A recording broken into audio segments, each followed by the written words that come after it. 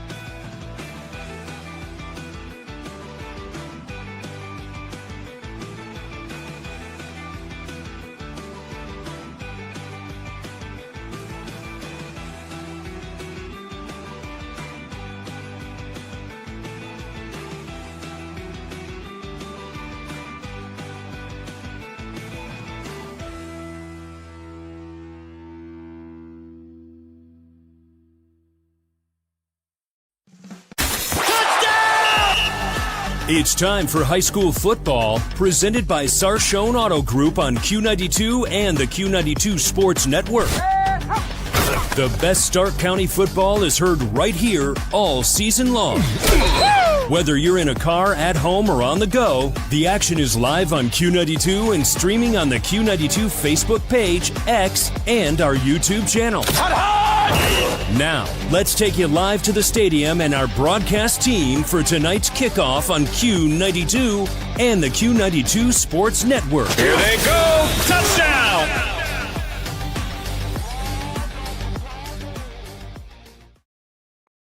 Off.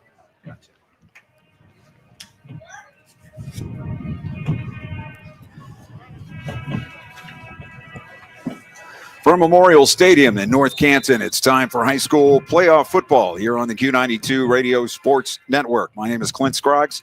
I'll be along with Brian Beatty this evening from North Canton Hoover High School, where the Hoover Vikings at 8-2 host the Vikings of Columbus Northland at 7-3. Hoover capped a great season with a 35-13 whipping of Jackson last week. Senior Jack Andes, 140 yards, 1 touchdown rushing, 9 catches for 107 and another score. He needs 3 yards for 1,300 all-purpose yards this year. He has 19 touchdowns. Their senior quarterback, John Collins, 1,400 yards passing, 14 scores, 9 runs for touchdown. Hoover defense with 2 shutouts and has allowed between 13 and 21 points in every other game in which they have not had a shutout. Linebacker Carter Lukens ran back a pick for the last score last week. He has a team high 146 tackles, 20 for loss. Northland, the beneficiary of a forfeit last week. Beechcroft canceled the game after a shooting near the school a week earlier. The Vikings are led by quarterback Achilles Harrison. He's a sophomore. Senior basketball standout Deontay James joined the team in week 6, and he had a touchdown rushing, receiving, and returning a kick in week 8 in a win against Lyndon McKinley. The only win this season for Northland against a team with a winning record. There are other 6 teams compiled 10 total wins plus the forfeit. Northland making their 4th straight playoff appearance, but they were knocked out in the first round the last 3 years. So it's the Vikings versus the Vikings. Northland versus North Canton Hoover. And we have, as usual, on Friday nights, a Score 7 football night. And we will hear about the rest of those games coming up in just a few moments. And then a little bit later on, we'll be hearing from the head coaches of both of these teams. And should enjoy those interviews coming up a little bit later. Kickoff around the top of the hour from here at cold, windy North Canton, as the Hoover Vikings host the Northland Vikings. Coming up in just a few moments, we'll send it back to the studio and get you ready for tonight's game. You're listening to High School Football, presented by the Sarshone Auto Group on Q92. Northeast Ohio knows football, and Sarshone Auto Group knows Northeast Ohio. As an official partner of the Cleveland Browns, Sarshone Auto Group serves our community with the best selection and the best service. From Ford, Chevy, Chrysler, Dodge, Jeep, Ram, and more. From the toughest trucks to the SUVs that fit your family. Sarshone Auto Group, an official partner of the Cleveland Browns, and the place where Northeast Ohio comes to drive. Visit sarshone.com. Good evening, everyone, and happy Halloween. Tonight starts round 1 of the Ohio High School Athletic Association football playoffs, and I am live at Charles A. Blundgren Field in Garfield Heights for tonight's Battle of the Bulldogs. Garfield Heights is the 6th seed and finished the regular season with a record of 9-1, including going undefeated in conference play.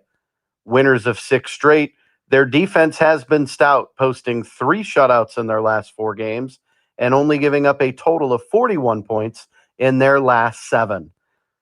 Their opponent, the Green Bulldogs, they're the 11th seed. They finished the season 5-5 after firing off 4 straight wins, including last week's thrilling 34-27 win over crosstown rival Lake in the Battle of 619. The Bulldogs are led by seniors Tyson Hunka and Evan Reed. They are finally healthy, firing on all cylinders, and looking to be a team ready to make some noise in these playoffs. It's the Battle of the Bulldogs tonight, and you can hear it live on the Q92 Sports Network, brought to you by the Sarshone Auto Group. Join myself and my broadcast partner, Robert Coleman, for all the action with kickoff scheduled for 7 p.m. With Q92 Sports, I'm Mike Voorhees. Good evening, everyone. It is win or go home time from here on out. It's high school football playoff time on the Q92 Sports Network, brought to you by the Sarshone Auto Group. I'm Jay Wilhelm, and I'm live in East Canton as the Hornets play host to the David Anderson Blue Devils out of Lisbon in this Division 7 Region 25 matchup. Lisbon comes in, finishing their regular season with a record of 6-4, 4-3 in their conference play. They lost their Week 10 matchup against Columbiana 42-21. But prior to that, they had won 4 straight games. During that winning streak, they were scoring over 38 points in each of those games and 49 or more twice. The Blue Devils will look to play spoiler on the road in round 1 here tonight. East Canton enters with a final regular season record of 8-2, 4-1 in their conference play. The Hornets, led by legendary coach John Spider Miller, are on a 4-game winning streak, as their season was bookended by winning streaks. They opened the season by going 4-0 for the first time in over 20 years, lost back-to-back games mid-season, and then popped off the streak they are on now after surviving in Week 10 against rival Malvern 7-6. Tonight, we find out who goes home and who gets to move on to face 2-seed Fairport Harding next week. It should be a good one to start the postseason. Join me here tonight as kickoff is scheduled for 7 p.m. Hornets vs. Blue Devils, live from East Canton. I'm Jay Wilhelm with the Q92 Sports Network. Go back and relive all the action with Q92 Sports on SoundCloud. Whether it's high school or University of Mount Union football and basketball, we've got you covered from 2016 through today. Catch every thrilling game and heart-pounding moment anytime you want. Q92 Sports is your go-to for local sports action. Find us on SoundCloud at Q92 Radio, and don't forget to stream all of our games live on Friday night at Q92Radiosports.com. It's playoff time in Division 4, Region 13. The stakes can't get any higher. Win or go home. And tonight, the Salem Quakers will hit the road to Canal Fulton to take on the Northwest Indians in round 1 of the OHSAA playoffs, live on Q92 Sports Network.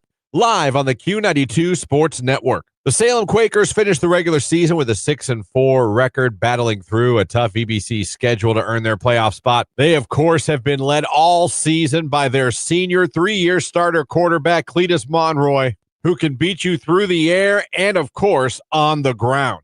He'll be up in the ground game by their junior running back, Brandon Canna, who can break it for a big gain at any point, especially behind his 2 senior linemen, Matthew Austin and Caleb Cutlip. Salem will look to control the clock and the game tonight if they want to upset the Northwest Indians. Northwest finished the season at 8-2 and are back in the playoffs with head coach John DeMarco, playing a brand of physical, disciplined football on both sides of the ball. And they'll be leaning on their quarterback, Braden Venables, who's thrown for almost 1,000 yards this season and 6 touchdowns. And Venables' main target, wide receiver Logan Allman, who's averaging 86 yards receiving per game. The winner of tonight's game will move on to play Glenville in round 2 of the playoffs on the road. It's Salem and Northwest. This should be a good one. And you can hear it right here on the Q92 Sports Network. From Northwest High School, I'm Christian Bigglesworth, Q92 Sports. It's week 11, and that means it's playoff football here in Ohio. Tonight's playoff matchup is number 12, St. John's Fighting Herald versus number 5, Malvern Hornets, a Division 7 Region 25 matchup, where the winner goes on to Monroeville in round 2. St. John's out of Ashtabula finishes 5-5 on the season, coming off a big 48-0 win over the Cardinal Huskies in week 10 to secure the number 12 spot in the playoffs. The Fighting Heralds are led by junior running back Chase Newsome with 1,060 rushing yards and 14 touchdowns, 126 receiving yards and 2 touchdowns, 4 passes for 61 yards and a touchdown. Wide receiver DB Gus Petro has 103 receiving yards, 1 touchdown, 19 tackles, and 22 assists. Malvern Hornets finished the season 6-4, earning the number 5th seed in the playoffs, but are coming off a Week 10 loss 6-7 and a battle with East Canton. Junior QB Jax Jones, 53% QB rating, 102 completions for 1,066 yards, 10 touchdowns, but 11 INTs.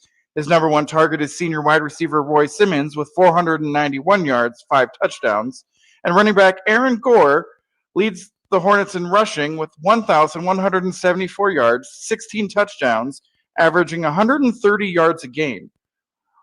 Also, watch out for senior linebacker Owen Ball, who has 92 tackles on the season and 1 recovered fumble. The Fighting Heralds and the Hornets of Malvern are set to take round 1, 7 p.m. kickoff here on Q92 Sports Network. I'm Mike Dixon and Ryan Rowland. Tune in for tonight's coverage. The Q92 Sports Network is your home for the best coverage of high school and Mount Union football and basketball. Be sure you're following us on our social media. Just follow Q92 Sports on Facebook, Instagram, YouTube, X, and Threads. You'll know what games we'll be broadcasting week to week, and we drop photos and videos from all of our high school and Mount Union broadcasts. Be sure to follow Q92 Sports on Facebook, Instagram, YouTube, X, and Threads, and stay connected to the Q92 Sports Network. Well, tonight here at the University of Mount Union, the Alliance Aviators will host their first ever high school football playoff game. Temperatures expected to be in the mid-40s for tonight's game between the Alliance Aviators and Geneva. Both these teams come in with records of 8-2. Both can put points on the board. Both with pretty good defenses, but we expect a high-scoring affair here tonight with the Aviators and the Eagles. Alliance, they're one of the most dangerous teams in the county. You talk about wide receivers, Tajay Nicholson and Jaron Blair. Blair over 800 yards and 8 touchdowns. Nicholson over 700 yards and 7 touchdowns on the season. Still trying to see what the status of running back Ravon Hawkins is. He is pretty much a game-time decision. If Alliance doesn't have Hawkins tonight, they could be in a little bit of trouble. Meanwhile, for Geneva, they come in here with a record of 8-2. It is the Pete and Croy show. We're talking about Bryce Pete and Caden Proy. First time Geneva's had a couple of 1,000-yard rushers since 1998. They can get it done on the ground. They run, and run some more. It'll be interesting tonight if the Aviators' run defense comes to play. They could get out of here with a victory. It should be a good one. One of the better first-round matchups in all of the state of Ohio. Join myself and Caleb Norick for the play-by-play tonight at 7 on AM 1310 WDPN as Alliance takes on Geneva. I'm Sam Berkman for 1310 WDPN and Q92RadioSports.com. Welcome to the 2025 playoffs. It's round 1, and we have the Division 1 Region 1 matchup between the 10 seed 5-5 Brunswick Blue Devils and the 7 seed 5-5 Jackson Polar Bears from Robert Fife Stadium in Jackson. It's the first round rematch of last season where these two teams met, with Jackson advancing by winning 24-3. Both teams are looking to end 2-game losing streaks to move on into postseason play. Jackson, coming into tonight's game, lost to McKinley and then last week to Hoover.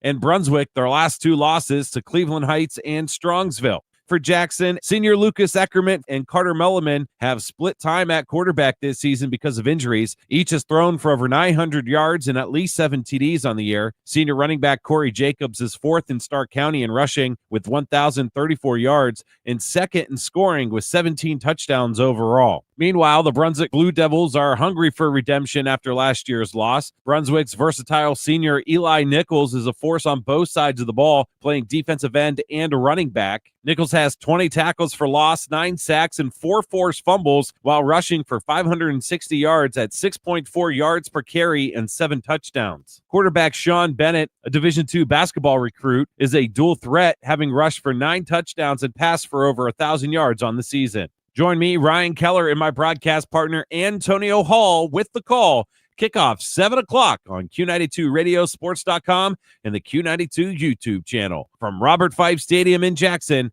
Ryan Keller, Q92 Sports. What's trending? Here's what you can find online. Q92radiosports.com is the official website of the Q92 Sports Network. It's also your home for all of our high school and University of Mount Union football and basketball games. It's where you can stream games live. Go to our SoundCloud page to relive games from the past. You can check out our upcoming broadcast schedule, get scores from around the area, and find your local sports news. It's all just a click away at Q92radiosports.com. Week 1 of the 2025 OHSAA playoffs is upon us, and we have a chance to talk with the head coach of the North Canton Hoover Vikings, Brian Baum. And first of all, Coach, congratulations on making the playoffs and on finishing your season with a victory last week. Talk us through that win and what that meant to your team. It's one of those rivalry games that, our guys really won. Obviously, the other team's motivated, and it was a great game. First half, we were down 7-6. We didn't score to the last play of the first half. It was hard fought. Both sides. Defense was playing really well. They blocked our extra point. They had a lot of momentum going in. At halftime, we're like, hey guys, we've done a lot of self-inflicting wounds this first half. As far as offensively, we're holding. We got to get a little better with our footwork. So we're not holding. Second half, got a nice return out of Bryson Byer for a touchdown. Went for 2, got it. Got momentum going. Defense played lights out the rest of the way. And then the offense really started churning with, John Collins, Drake Cooper, Andy's getting going, and, did some really nice things. Well, you talked about last week fundamentals, and still working on fundamentals at the end of the season. And you're talking about that as your team kind of held itself back. It seemed to play the better game in the first half, but whenever you got close, you had a penalty. And I'm sure you're working on that again this week. Oh, absolutely. The fundamentals are everything. These are high school kids. We got to keep reminding them, keep working on things. We can still improve. That's the thing we're talking about. Like, we're week 11. We can still improve, get better. We have not put together 4 quarters of Viking football yet. We do that, and we can be a dangerous team. Well, you have a team this week that I'm not sure how familiar you might or might not be with them, from Columbus, and coming in with a good win 2 weeks ago. They had the forfeit win last week. What do you know about Columbus Northland, and how do they attack you? They try to get the athletes the ball in space. They run some zone, but their quarterback's a big kid that can run. He can throw the ball. We've got to get pressure on him, and obviously stymie the run game. But their athletes, I tell you what, man, those guys can run. We get the ball in space. We got to make sure we're bracket tackling. That's stuff we're working on this week all over the place, because those guys can take one play to the house, and we just got to be ready for that. And it's a team that we're not real familiar with. As far as the things, I guess we got to watch a lot of film and film with the players. It's been a good week of practice thus far. When you come up against a team like this that you're not familiar with, and you're trying to get your team ready for the game and what they have to do, what are the things that do you focus on? Are you able to talk to other coaches around the state that might be more familiar with them that you know? I know we trust our film work. Like I said, I don't have a lot of connections. I know there's one guy I talked to, but he's more in the big suburb division down there. So like I said, we just have to trust the film work and hope that we have the best shot out there. But this is the fun part of the playoffs: playing teams you're not familiar with, getting new experiences. A lot of times we run into other Federal League teams and teams we already we're used to going against, and playing somebody new. This is fun. This is fresh. We're excited for that. All right, that's Brian Baum. He's the head coach of the Hoover Vikings. They take on Columbus Northland this week in week 1 of the playoffs. And, Coach, congratulations again, and thanks for your time. Thank you.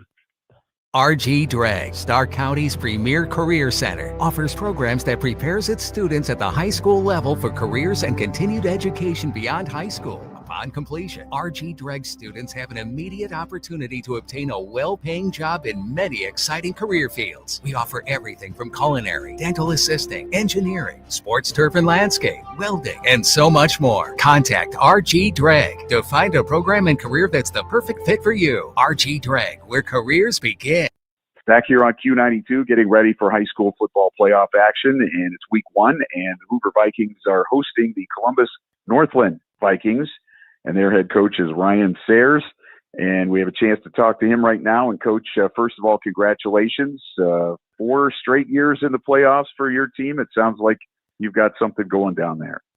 Yeah, man, it's been a blessing. We've had just some phenomenal groups of kids come through here, and I have some great assistants to be able to make it happen. And so we were fortunate enough this year to be able to make this 12-team playoff series. I think it makes it a little bit more meaningful for our kids, especially when, you got only 12 teams making it. So that's more than half of our teams in our region are sitting at home right now. You had a little bit of an oddity last week. The team that you were going to be playing, Beechcroft, I believe, canceled that game. So you had a forfeit and basically an extra week off to get a little bit healthy at the end of the season. What was that like? Yeah, I think that was it was a unique obstacle for us to navigate, and as a coaching staff, because we've never had a bye week before, we've never really missed a game. So it was unique trying to keep our kids hungry and keep them passionate and ready to go, but at the same time also try to gear back on some things and make sure that we're getting healthy and we're heading into week 11 at 100%. We enjoyed our week last week. We did some fun things and did some team building activities as well. So we were able to just enjoy each other's company at the same time too, and not kind of worry about the game plan or the stress of a game. Well, tell us a little bit about your team. We here in Northeast Ohio, not really familiar with what you do. I've heard some things about an open offense and a lot of receivers on the field, but tell us what you do offensively and defensively. Yeah, I mean, offensively, you will see a spread offense, and at times we'll send in a heavy package personnel stuff. But for us, you're going to see us spread teams out and try to use our speed and utilize our guys that we have on the outside. We have some really good wide receivers, some really good athletes in general. And for us defensively, we're a 4-2-5 defense. We like to be able to stop the run first, so we're a really aggressive defense. But we also are a disciplined team. I think that's one thing that really stands out to some teams when they play us, because typically teams will say, city schools, they're not going to be as disciplined as some of these other schools. And that's not always the case for us, because our kids work their tails off to make sure that we're disciplined, and we coach them as hard as we can to instill that in them. And our defense is a very disciplined defense. They read their keys very well. I think that's definitely our strong suit. It's been our strong suit for the past 4 years since we've been making these playoffs. But from us, man, you'll see our kids just flying around playing good football. They're very good kids, and we play fast. We try to play as physical as possible. The compliments that we love to get is that, we're one of the hardest hitting teams will face. Well, it's in a situation like this where you're playing a team that you're not familiar with. I don't know how much you know about Hoover at this point, being basically middle of the week when we're talking, but how do you, when you have to play teams like this that you're not so familiar with, do you talk to other coaches? Is it just based on film, or what do you do? I graduated from Austintown Fitch, so, North Canton Hoover was one of the first teams that I got to play against throughout my high school time. So I'm familiar with it from my time in high school when we were in the Federal League. But as of right now, we haven't been able to see North Canton Hoover ever really in person. So we just kind of rely on film and what other people have told us, other coaches that we have that connection with. But, yeah, really digging into the film. And their coaching staff was phenomenal. They were on top of it right on Saturday evening. Once kind of everything settled down, we got film traded immediately.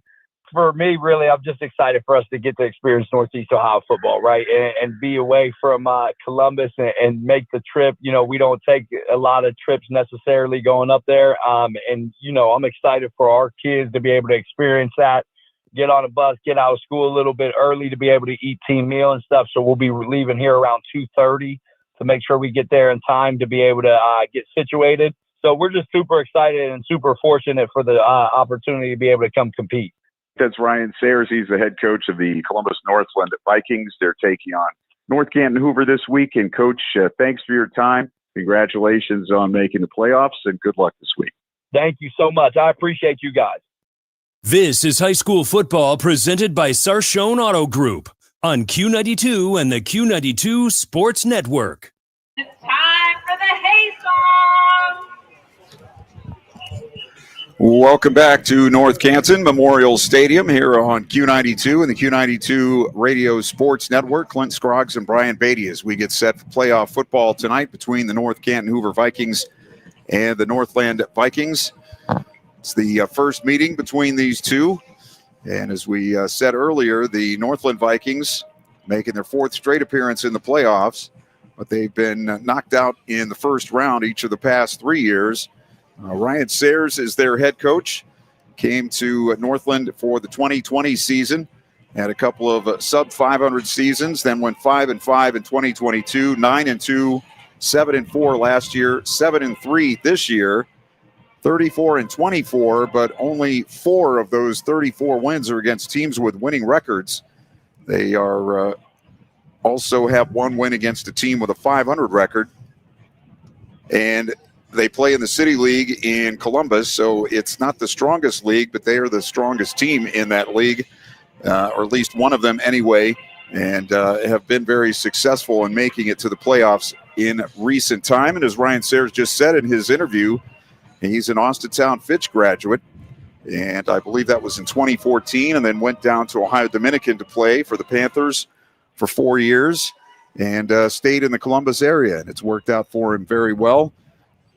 North Canton Hoover coming in off the win last week against Jackson. Tough loss the week before against Lake, but they bounced back. And I'll bring in Brian Beatty here. And Coach, you've coached in a lot of different atmospheres. And it was such an emotional night last Friday night. It's your big rival. Tonight you come out, it's cold. The stadium is not nearly as full as it was last week. You know it's the playoffs, but is the motivation always there? How hard do you have to work to get that motivation back? I think week 11, they're motivated, ready to go. Especially a well-coached team like North Canton Hoover. They're going to be ready to go. They want to clean some stuff up from last week, and just be ready to play tonight. Come out and, you're playing a foe you haven't seen anything of. And, I've coached against like Columbus Independence on some games, at week 1, and really you just got to kind of feel them out the first couple series, and you got to, they're a very athletic team. So, you got to make sure you got the right angles and ready to play. They are led, the Northland Vikings are led by their quarterback, Achilles Harrison. He's a sophomore, 5'10" and 182. And we have him throwing for 569 yards this season, completing about 41% of his passes. And he's thrown for 6 touchdowns, 5 interceptions this season. Their leading rusher is Mahari Bowles. He's a senior at 5'9" and 195. They have a running attack by committee. Bowles has run for 369 yards this season and 4 touchdowns. Jaden Cherry, 307 yards and 1 touchdown. And Harrison, the quarterback, 305 yards and 4 touchdowns. Their top receiver is Taywan Barber, a senior. Barber on the season, 12 catches for a 35-yard average. He has 421 yards receiving, and he has a 99-yard reception this season and 4 touchdowns. Of course, for North Canton, you're talking about Andes and Collins. Those are the 2 big names. They have a lot of ways to spread it around as we talk about the Hoover Vikings. But first, we send it down to the floor of the stadium and the Hoover High School band.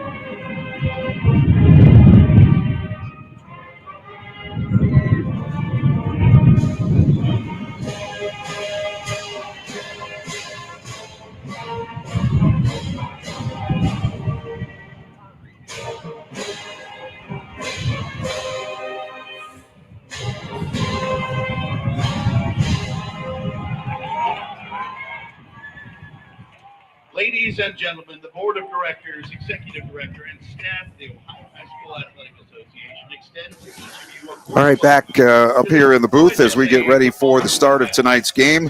So we were talking about the North Canton Hoover Vikings, led by their quarterback, John Collins, who's thrown for 1,400 yards this season, 14 touchdowns, 4 interceptions.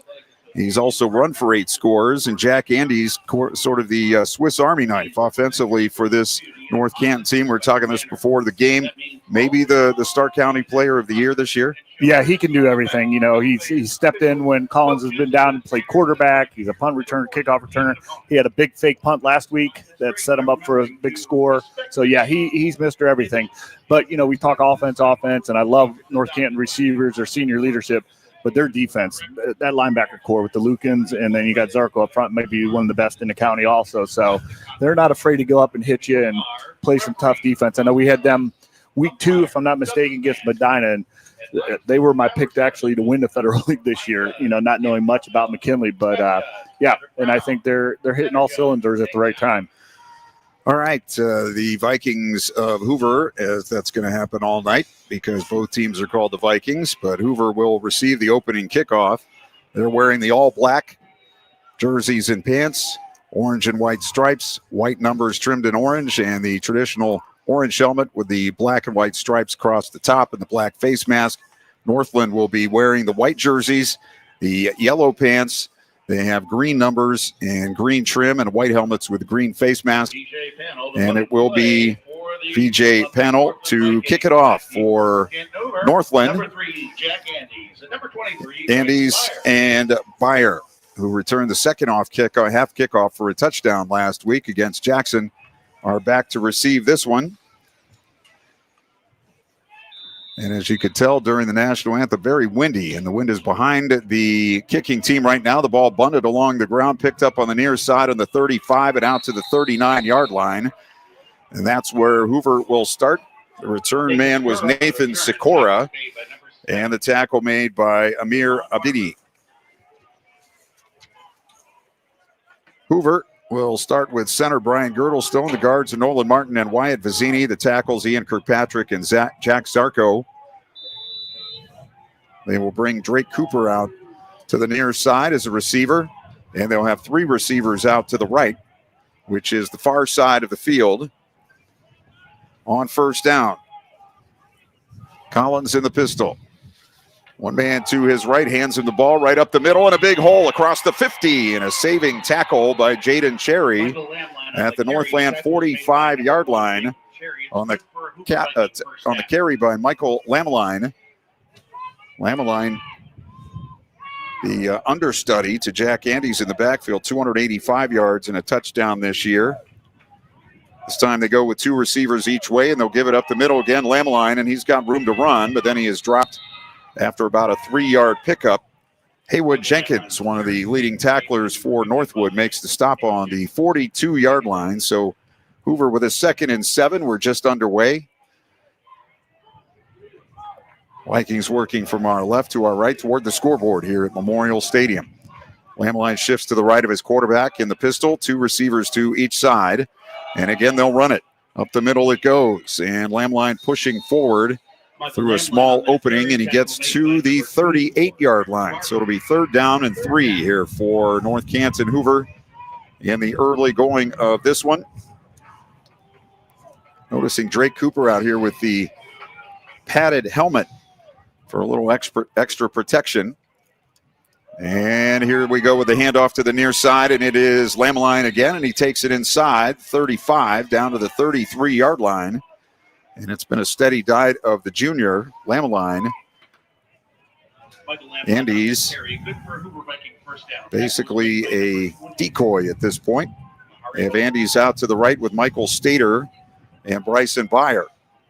And again, Cooper here near to the left side on first down for Hoover from the 33. This time it's a handoff up the middle. Trying to bounce it to the right side is Ryan Crawford, a junior running back. Crawford on the season has carried 26 times coming into this game for 116 yards, and he picks up a couple on that play. Hoover right back to the line of scrimmage with a 2nd and 8. Ryan Crawford was our first Scout Player of the Week for North Canton Hoover. So he must, once again, that was week 2. He's put the time in and getting some carries here in week 11. Here's a false start by Hoover, and that's going to back the Vikings up to the 37-yard line. So it'll be 1st and 15. We'll have our weekly scout team players at halftime of this one. Players moving again. on both sides, and it's going to be a false start again against the Vikings. Drake Cooper, the receiver on the near side, I think flinched, and when nobody else moved, he kind of put his hands out like, what are you guys doing? I know what the snap count was. Chris Carter is going to come in to the game, and he'll take the place of Cooper, splitting out to the near side. Carter, a junior, as this time Hoover with 2 receivers to each side. Crawford is the running back. And the throw over the middle. It's caught inside the 30, down to about the 27-yard line. The catch by Bryson Byer. Pass complete to Byer on the season with his 21st catch, second on the team, averaging over 22 yards per catch. Crawford goes out now, and Lamline comes back in. Hoover with it. It'll be a 3rd down and 4 on the Northland 26-yard line. 3 minutes into this first period. Snap back. Throw out to the right, pass batted down by the right defensive end. The left hand of Terrence Barber went up and knocked that ball away. So it'll be 4th down here for Hoover. Yeah, Hoover sort of what they started off last week. Get drive going, then you get 2 penalties to get behind the sticks, and then you got 4th and about 4. Here's jumping again, but no flags this time. Vikings look to the far side for the play. On 4th and 4, Collins still looking over. Still 8 on the play clock. Now he's ready to go, takes the snap, wants to throw, pumps. Now he's going to be rushed, and he's going to be sacked back around the 35-yard line. First man there for Northland was Mahari Bowles, a senior. Bowles on the senior of the season, the second leading tackler on the team. And he makes the stop, and the Hoover Vikings are turned away. Northland will take over on their 34, 1st and 10. Their center is Cy Young Howard, Marcus Green, and Lorenzo Robinson are the guards. Haywood Jenkins and Stratton Medley are the tackles. And the quarterback is Achilles Harrison, a junior who wears number 8, 5'10", and 182. He will have Mahari Bowles to his right in the pistol, and they go with 2 receivers stacked to either side of the field. 1st down. Handoff up the middle, and a short gain across the 35 to the 36-yard line. Last man up, Ben Burrell for the Hoover Vikings. That will be a 2-yard pickup and a 2nd and 8.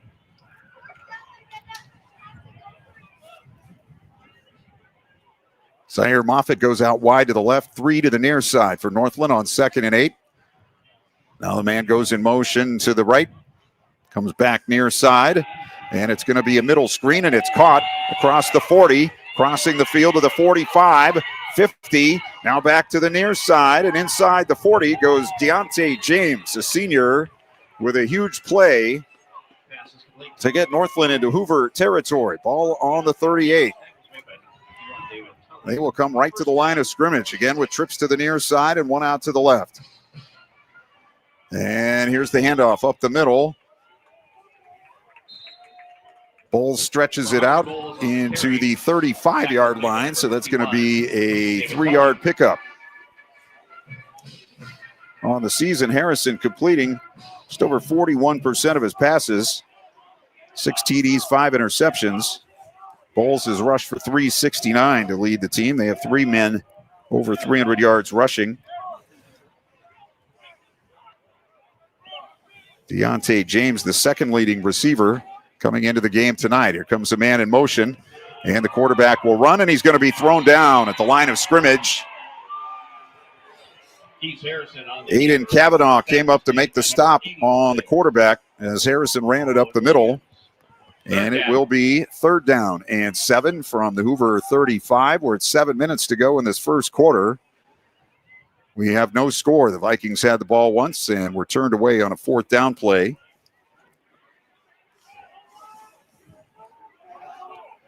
Yeah, North can't change their front 5 there. They have 4 down linemen right now as a man comes in motion again on 3rd down. Harrison going to run. He's going to get outside of the 30 and stretch it forward to about the 27-yard line. I think he has a first down. They got a quick rush on him, but he took off up the middle and picked up the first. Yeah, absolutely. Yeah. Right now, Coach Baum said it during the interview earlier. You got to wrap these guys up. You got to gang tackle. You got to, because they are shifty and they will get the extra yards. Another middle screen, and Harrison throws it into the arms of a Hoover defensive player, and it's going to be intercepted by Jack Zarko, who takes it out across the 45 to the 48-yard line. And the first turnover of the game goes in favor of Hoover as they tried the middle screen and just didn't get it high enough over the defensive lineman. Yeah, some of the film I watched, they love that middle screen. They like setting it up. Jack, another good student of the game, comes from a long line of great football players, just read that perfect and made the pick. Had nice hands on that for a D lineman. So on 1st and 10 from their 48-yard line, Hoover with the football. Again, they'll bring 3 to the near side and 1 out to the right. Collins in the pistol, hands it off. Lemline looking for room. Now he shoots through and takes it inside the 45 to about the 43-yard line, maybe the 44. He'll put it on the 43, so that is 9 yards on the play. 2nd and 2, or 2nd and 1.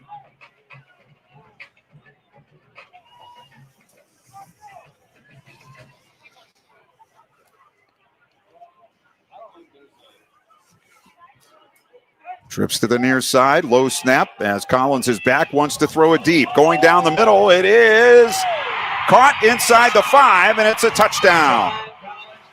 A Hoover touchdown for Bryson Byer right down the middle of the field. And the Hoover Vikings take the early lead. Yeah, Hoover really needed that after, some misplays on that first drive. So that's a big play. Get the interception, get the score quick here, and start taking care of business. Green leading Garfield 7-0 in the first. Malvern 8 and St. John 0. Salem 7, Northwest 0. As the extra point will be attempted here by David Wadley. 38 of 41 on the season. Ball down, kick is a line drive, but it is good. Didn't get it very high, but he got it through. And with 5:33 to go in the first quarter, it's Hoover 7 and Northland 0. You're listening to High School Football, presented by the Sarshone Auto Group on Q92. Northeast Ohio knows football, and Sarshone Auto Group knows Northeast Ohio. As an official partner of the Cleveland Browns, Sarshone Auto Group serves our community with the best selection and the best service. From Ford, Chevy, Chrysler, Dodge, Jeep, Ram, and more. From the toughest trucks to the SUVs that fit your family. Sarshone Auto Group, an official partner of the Cleveland Browns, and the place where Northeast Ohio comes to drive. Visit sarshone.com. This is high school football presented by Sarshone Auto Group on Q92 and the Q92 Sports Network.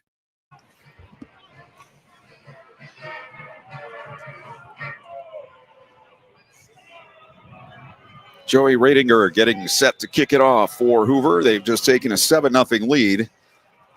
They intercepted a pass. Jack Zarko intercepting a screen pass and returning it to his own 48 as the kickoff rolling and takes a sideways bounce out of bounds. Just inches away from the pylon on the near side. So penalty coming up here against Hoover on the kickoff out of bounds. But it was a touchdown pass from Collins to Byer, and the Hoover Vikings take a 7-0 lead for Bryson Byer, his 4th receiving touchdown of the season. Collins with his 15th TD throw. So Northland back on the field. They had an impressive drive going, and on a third down, first down play, a middle screen was intercepted by the Hoover defensive lineman, Jack Zarko. Achilles Harrison sends Abdi in motion and now whistles again and flags, and it'll be a false start this time against Northland. So that'll back them up to the 30-yard line where it will be 1st and 15.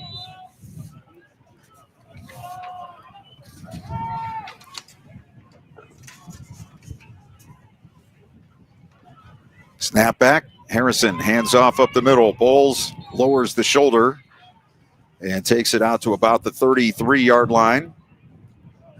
Actually, that was Jaden Cherry carrying the football for Northland.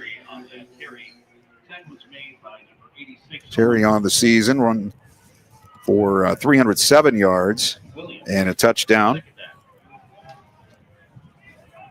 2 out to the left, 1 to the near side.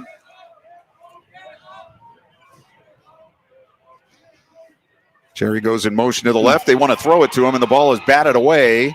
Goes into the backfield, but it's going to be called an incomplete pass. Owen Williams got the right hand up there to knock that pass down. So they tried to get it out to Jaden Cherry, and now it will be a 3rd down and 12 for Northland with 4:55 to go in the first quarter. 7-0 for Hoover.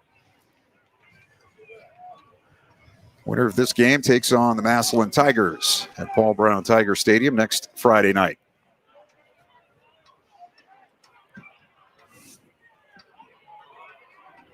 In the pistol, 2 receivers left, wing left, 1 to the right, as Harrison looks over the middle and it's intercepted. Carter Lukens running it back the other way, and he's finally dragged down from behind inside the 15-yard line. Second interception of the first period for the Hoover Vikings, and they'll be set up on the 13. Carter Lukens, the leading tackler for the Hoover Vikings, also now with his 4th interception of the season. Second on the team to Carson Morris, 5. And just like that, the Hoover Vikings in the RG Drag red zone, already with a 7-0 lead and trying to add on to it.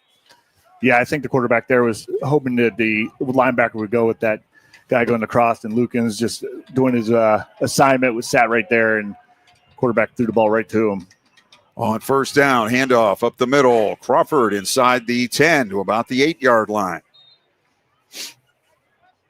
Ryan Crawford, a junior, and not a very big fellow. Ryan Howland on the carry. Tackle was made by height-wise, anyway. What do you say, about 5'8" there? Maybe? Yeah. Maybe? Yeah, maybe. He comes up to the shoulder of his quarterback, John Collins, but he gets the carry again. He's to the 5, and he's into the touchdown. Good. Number 30, Ryan Crawford in for the touchdown. Ryan Crawford, the junior, gets the touchdown.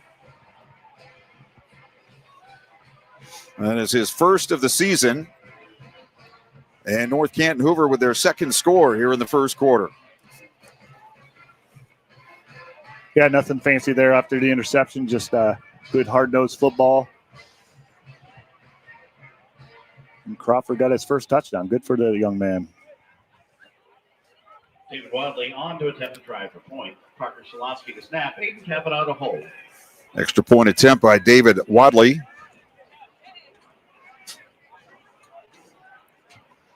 And it's on the way, and it is good. That kick is good. With 4 minutes So with 4:15 to go in the first quarter, it's now Hoover 14, Northland nothing. You're listening to High School Football, presented by the SAR Show and Auto Group on Q92. Go back and relive all the action with Q92 Sports on SoundCloud. Whether it's high school or University of Mount Union football and basketball, we've got you covered from 2016 through today. Catch every thrilling game and heart-pounding moment anytime you want. Q92 Sports is your go-to for local sports action. Find us on SoundCloud at Q92 Radio, and don't forget to stream all of our games live on Friday night at Q92Radiosports.com. This is high school football presented by Sarshone Auto Group on Q92 and the Q92 Sports Network.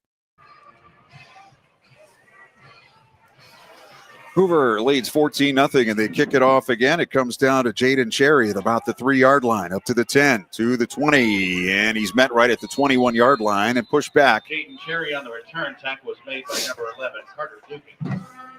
Carter Lukens on the stop along with Aaron Brubaker, and 1st and 10 for Northland from their 21. The Northland band is here. Kudos to them.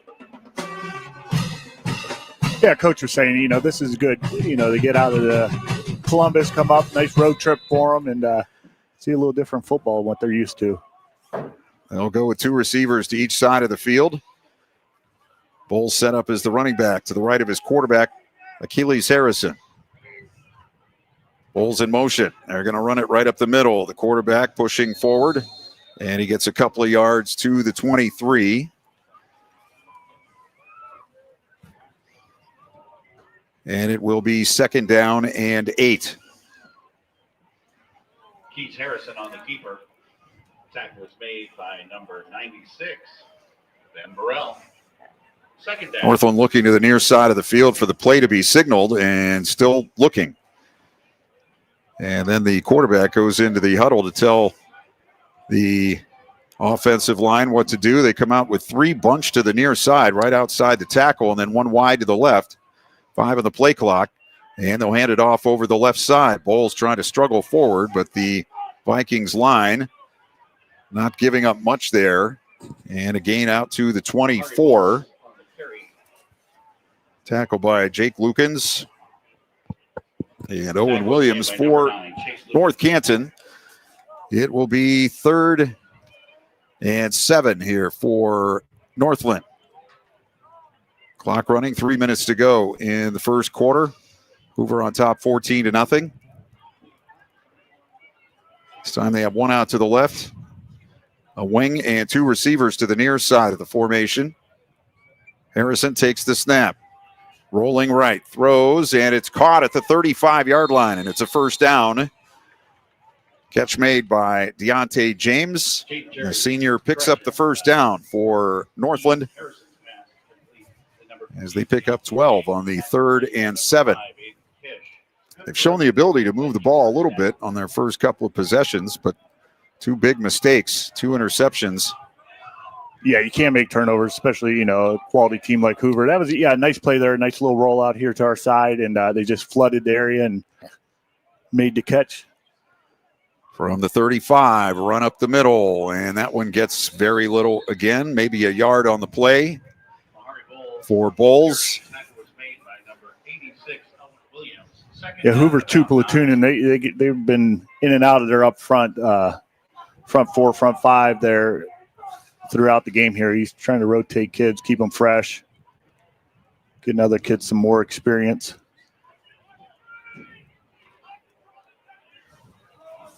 This time they will send 3 out to the left, and they have Bowles as a wing to the left and 1 to the near side right. That is Tewan Barber. Now Bowles comes in motion. Here's a throw out to the near side, and Barber makes the catch and pays for it immediately. Goes down right around the line of scrimmage, maybe back at the 35. They try to get a little screen going with the man in motion being one of the blockers. Yeah, it was a different play. It was more of a slip concept. The receiver needs to come a little bit more to the ball so he can go back around and follow his blocks. He was in front of his blockers, and that's never a good thing when you have the ball and the blockers are behind you. So, interesting concept there. 3rd down and 10 on the 35. We're under a minute to go in the first period. Harrison back. Wants to throw. Throws out to the far side and incomplete. He overthrew his man, Amir Abdi, at the 40-yard line. He had him out there, just threw it too high and incomplete. And the punt team will come on for Northland.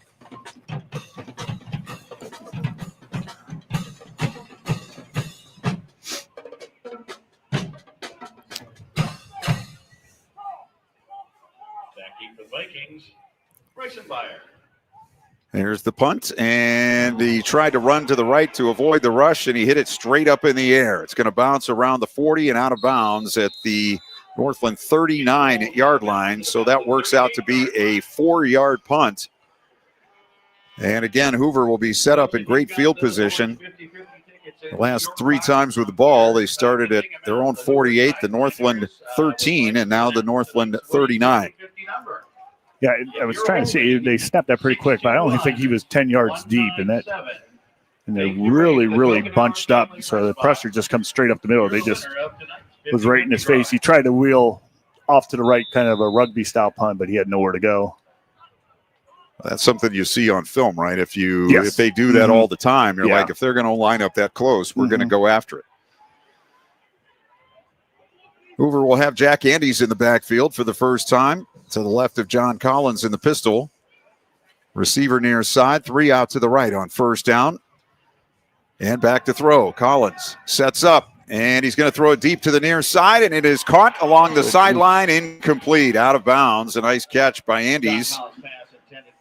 Good coverage there, but the ball got through.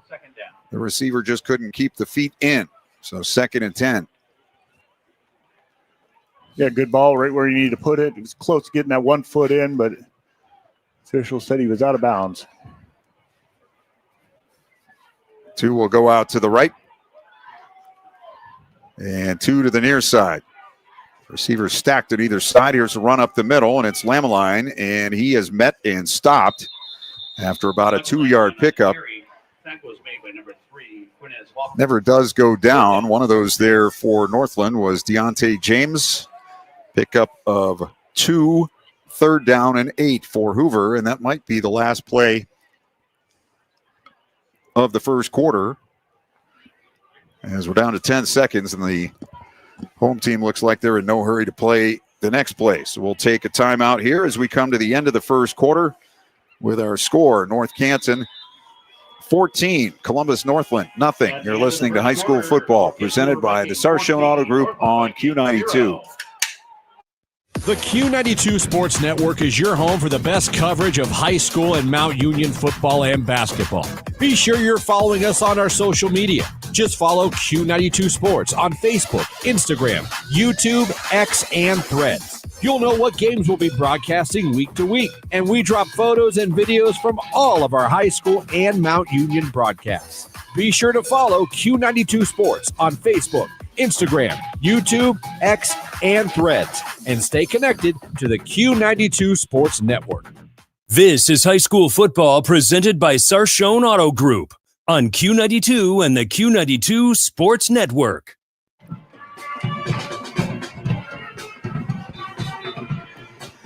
Hoover with a 14-0 lead as we get ready for the second quarter. They will have it 3rd and 8 from the Columbus Northland 37-yard line. Now working from our left to our right. Andy's in the backfield, Collins in the pistol. Now Andy's, or actually it's Lamaline, flexing out to the near side as Collins back to throw. Looks, ball comes out. Ball's loose on the ground and it's picked up. Running the other way, Terrence Barber for Northland. I think that's going to be a touchdown. Looked like the ball just slipped out of the hand of the quarterback. Completely just fell out when he brought it back. Completely fell out of his hands. And there was nobody else back there except Terrence Barber, senior, 6'1" and 185. And he took it back about 50 yards for a touchdown.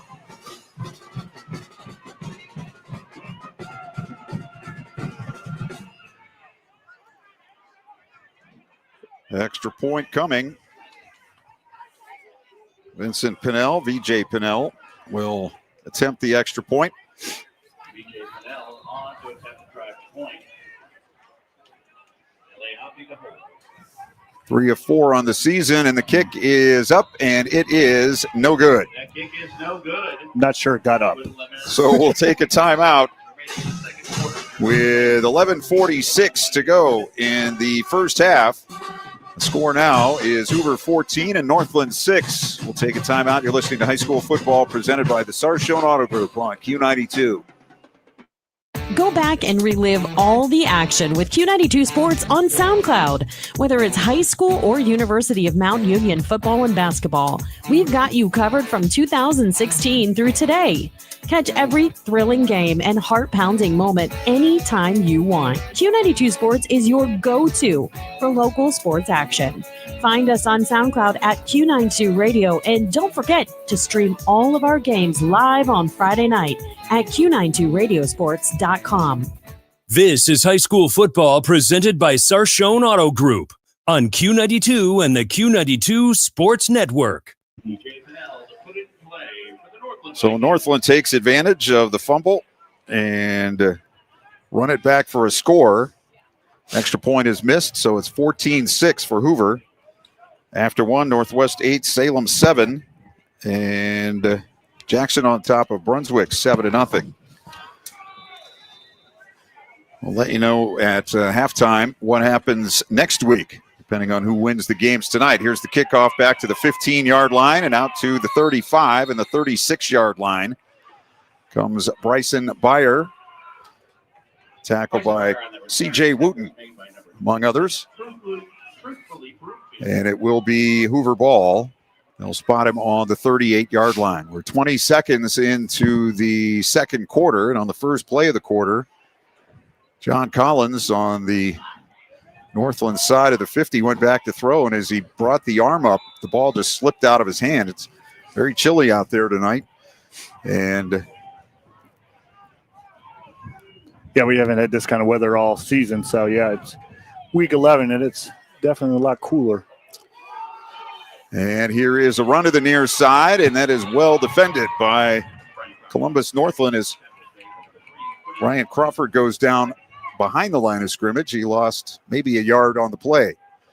Yeah, it looked like Collins was trying to pull that and have not an experienced back. He wasn't going to give it up. As soon as it got in his belly, he took it, and Collins could have got out the back door and had a big gain there. Geneva up on Alliance 12-0. Lammeline goes in motion out of the backfield. Back to throw Collins. Rush up the middle. Throw, catch. Andes 40, 45, 50, and bump down at the Northland 45-yard line. 18 on the play and a first down for the Hoover Vikings. Back again on the Northland side of the field. Yeah, Andy's big play there. He's a big play away every time he gets the ball in his hands. He's a very, very quick individual. And it's hard to really tell sometimes, but he has some great speed. From the 45, two receivers stacked to either side of the field, and on first down, it's a handoff. Lammeline running left, cuts through a hole. He's into the secondary and inside the 35-yard line and down to about the 33, and he'll have another Hoover first down. They will put it on the 33-yard line. Grayson Evans comes in on the D-line for Northland, replacing Phineas Anokwa. Two out to the left, two split wide to the near side. Andes now comes in motion. They fake it to him on the end around and hand it up the middle. Lammeline inside the 30, and he'll pick up about 5 yards on the play for North Canton Hoover. Tackled by Amari Mallory, senior for Northland.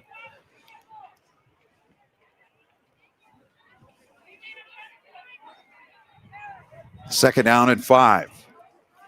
Hoover on the Northland 28-yard line. They lead 14-6 early second quarter. Back is Collins. Looks right, throws middle, and knocked away, incomplete. Intended for Chris Carter on the slant, but knocked away by Taywon Barber, who got the left hand in there to knock the ball down. And it will be 3rd and 5 for Hoover. Yeah, nice play there by Taywon. Came up and got that hand right in and knocked the ball away. Good defensive play. Hoover looking to the far side for the play. Again, two receivers to either side of the field. Collins in the pistol. Crawford to his left. Back to throw. Wheels looking there. Deep throw, and the pass a little bit underthrown. It was intended actually for Gio Bianchi coming out of the backfield, and the pass was underthrown. The coverage was coming over. And it will be 4th down now and 5. Yeah, ran the running back out on a wheel route. And actually, for a second, I thought it was wide open. They made a nice adjustment. Now, if they go back to that, the post play, they all kind of went to that wheel. The post was wide open in the middle, but I think they saw that wheel. That's where they wanted to go to right away. So 4th and 5. Two receivers near side, one to the left. Andy's out of the backfield. They throw the screen left to Lammeline. He's hit, and he's able to get forward. A flag comes down from behind as that looks like it should have a first down inside the 23, but now we'll check the flag, and it's going to be a hold against whom? Against Hoover. So wipe out the first down. Green leading Garfield Heights 7-0 after one quarter. The Green Bulldogs as hot as anybody coming into the playoffs. This penalty will back Hoover up to the 38-yard line and set up a 4th and 15. So we'll see what Brian Baum decides to do with 9.5 to go in the first half. Hoover on top 14-6, and they're going to keep the offense on the field. Trips near side, one out to the left. Collins in the pistol. Back to throw. Sets up, lots of time. He's going to fire it deep down the middle of the field, and it is caught for a touchdown. Bryson Byer with the touchdown. And the Vikings add to their lead. That was a great throw by Collins, a great catch. Defensive back was right there. He just stopped running, and instead of going and playing through the ball and making a play, he just kind of slowed down, and ball went right over top of him and for a score.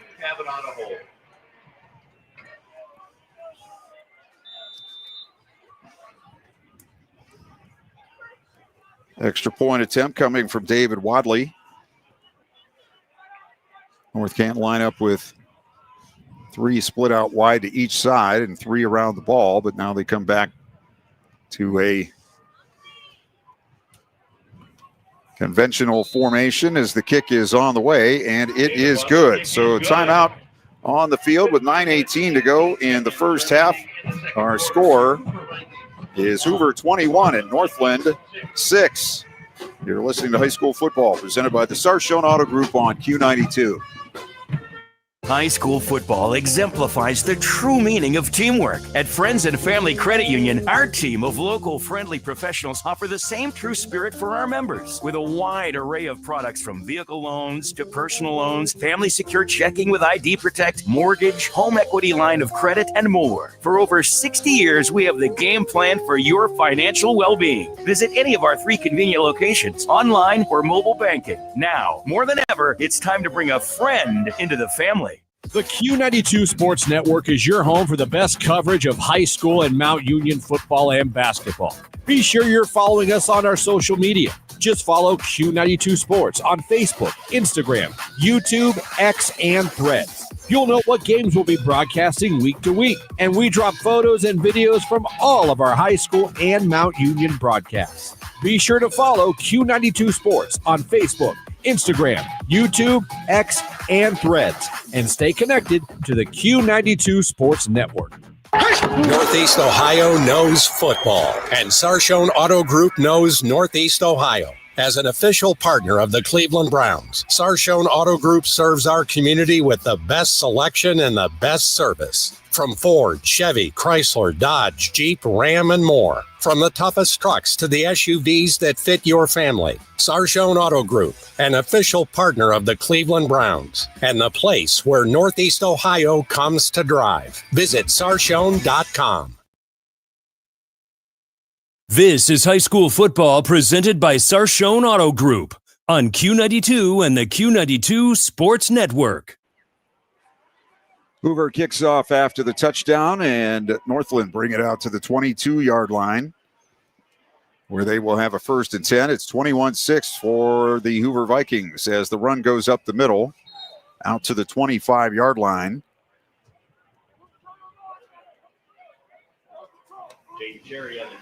That was Jaden Cherry taking the ball up the middle, so they have alternated series with Cherry and Mahari Bowles.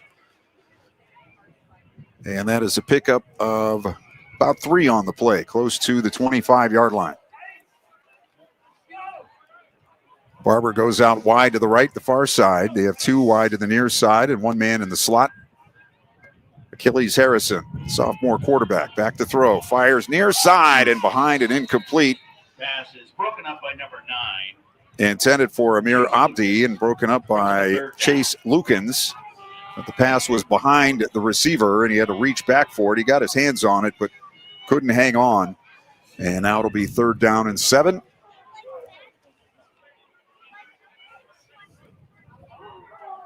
Northland will keep their 3 receivers, it looks like, to the near side of the field.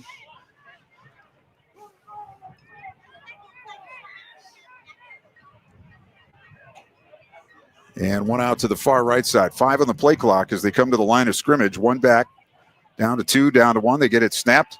Here's Harrison throwing. Another short one and almost picked off. And another one almost picked off by Carter Lukens. So that looked a lot like the previous play. And the pass came out a little wobbly, and the defender nearly able to pick it off. He got a couple of hands on it. And it'll be 4th down and 7. Yeah, kind of forcing that ball in there. If he's a little bit more patient, the last 2 plays, his second look been open down the field, but it's easier to say up here when you don't have the pressure coming at you. Last punt went for 4 yards. There, they'll try it again, and it's blocked. Inside the 10, inside the 5, taken back for a touchdown. Carter Lukens blocked it and scored. And the Vikings have seen something on film, and they have gone after these 2 punts very hard, and they've gotten a short punt and now a block and a touchdown. Yeah, they're very compact, and once again, only 10 yards deep, and that just not good for special teams there.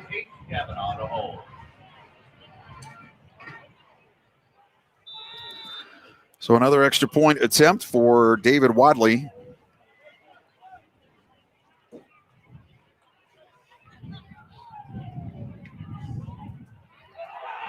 There you go.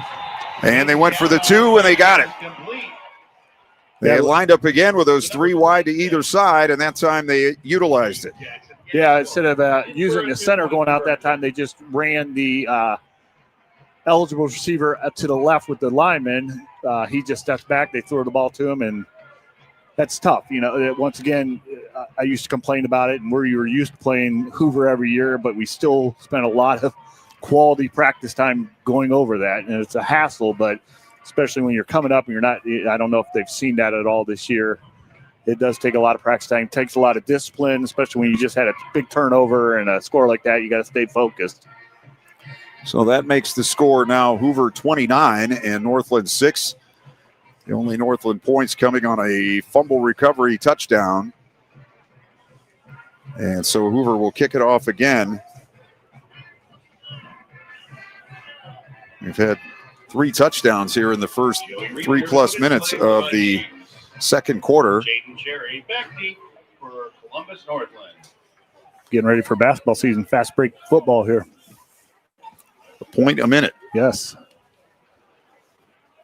Kickoff coming from Joey Riedinger.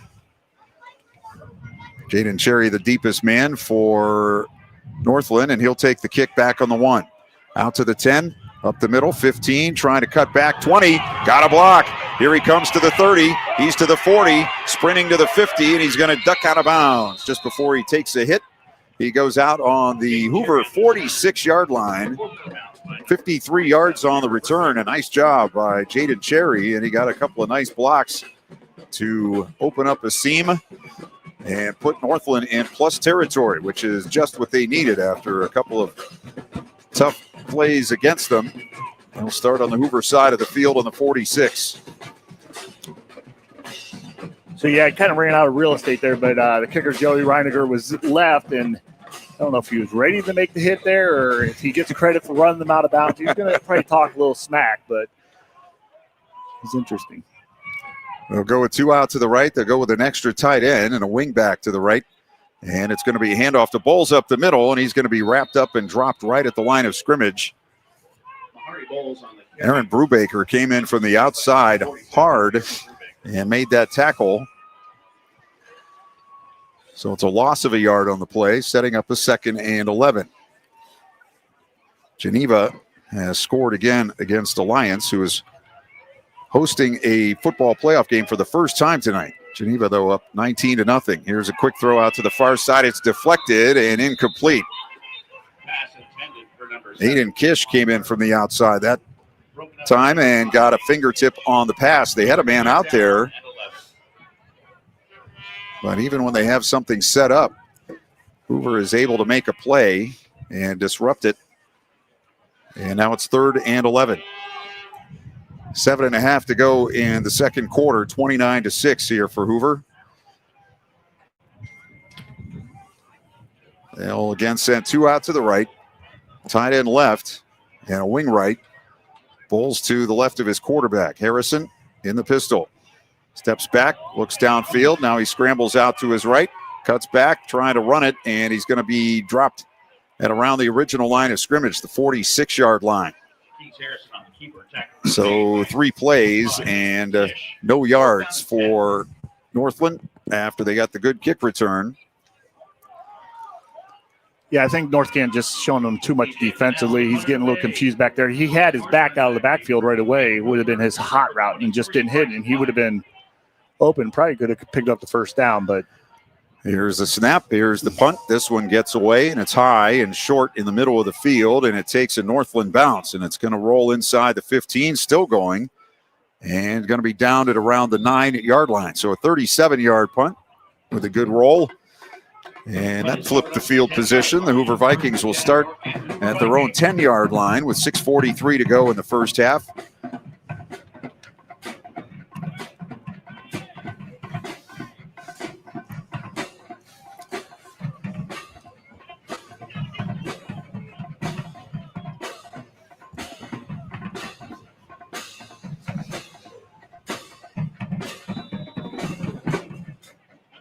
Hoover offense takes the field.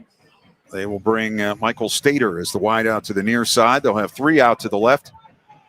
And Lemline in the backfield with John Collins taking the snap, handing it off. Up the middle goes Lemline, nearly snuck through. He did have a bit of a hole, and he took it out to the 15-yard line. Tackle by Terrence Barber for Northland. Michael Lemline on the carry. 5-yard pickup on first down. Barber, second down at about 5. Same formation for Hoover. Lamline this time will line up behind his quarterback. Now shifts to the left. 2nd and 5. Snap. Handoff up the middle. And a nice tackle after about a 1-yard pickup. Terrence Barber coming in to make the stop on Lamline. So it'll be 3rd down and 4 here for Hoover. And as we said, the winner of this game will get the Massillon Tigers next week. Lamline goes in motion out of the backfield as Collins wants to throw. Rush coming, throw over the middle and incomplete as Collins was being rushed. He threw the ball, but it went right at the feet of Jack Andes, who was crossing the field. So a 3 and out here for Hoover. And their punt team will come on. got a nice defensive stand by Northland there. Very disciplined. The first reads weren't there, and he had to try to dump it off. And by then, the pressure was in his face. He couldn't get a throw to the release back. Andy's in as punter for Hoover, standing back at his 4. Zaire Moffitt standing on his 45, awaiting the kick.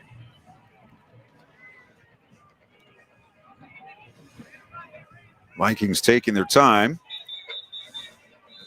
Play clock running down. The game clock was not running because of the incomplete pass.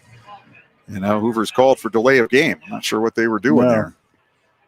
It was as though the game clock was running and they were just trying to take some time. But yeah, the clock has stopped at 5:40 to go in the first half. And that was odd. Hoover up 29-6 as Andes gets set to punt. Wind at his back. Sends it away, a low line drive, and he'll let it bounce, and it's going to go inside the 40, inside the, well, let's see where they mark it. Would have been a good one to come up and field. It was a line drive kick, but Moffitt elected not to. They'll mark it on the 36-yard line. So 49 on the punt. Lost about 10 on the bounce, did Northland. First down, 5:35 to go in the first half.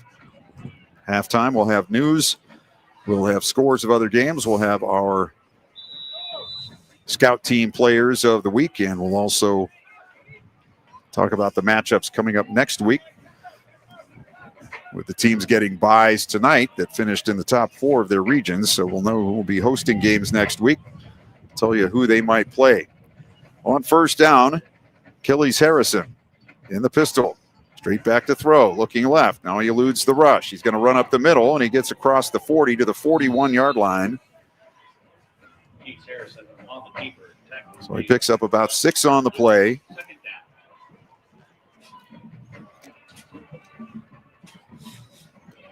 That time he did not wait very long. They haven't really gotten a huge rush on him But he's looked like he has felt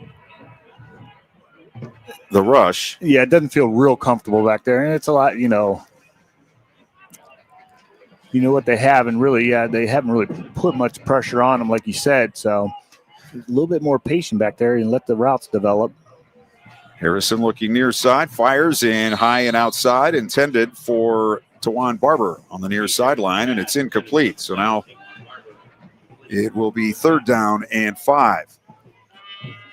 It's like he's looking at one man, and that's who he's going to throw it to no matter what.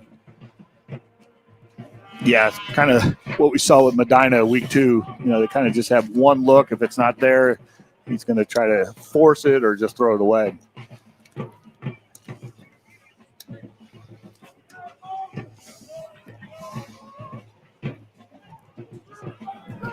Eight on the play clock as they come to the line of scrimmage on 3rd down and 5. 4 down linemen, 5 on the line of scrimmage. Harrison back, going to fire it deep down the near side of the field. Ball in the air, and it is incomplete. Tawan Barber had his hands on it. Looked like he might have been able to get a foot down, but he didn't hang on to the football. Yeah, I think if he would have hung on, that would have been a good catch. But, yeah, just dropped it at the last minute.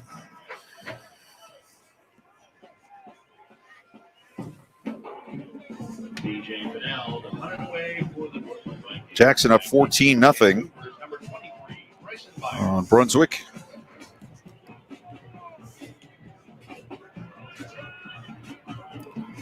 And here's the punt, and it comes to the near side, and it's going to trickle out of bounds on the Hoover 37. So 22 on that kick, no return. We have 4:31 to go in the first half with Hoover on top 29-6. They have the ball on their 37-yard line. East Canton leading Lisbon now 21-7 in the second quarter. Malvern 20, St. John nothing.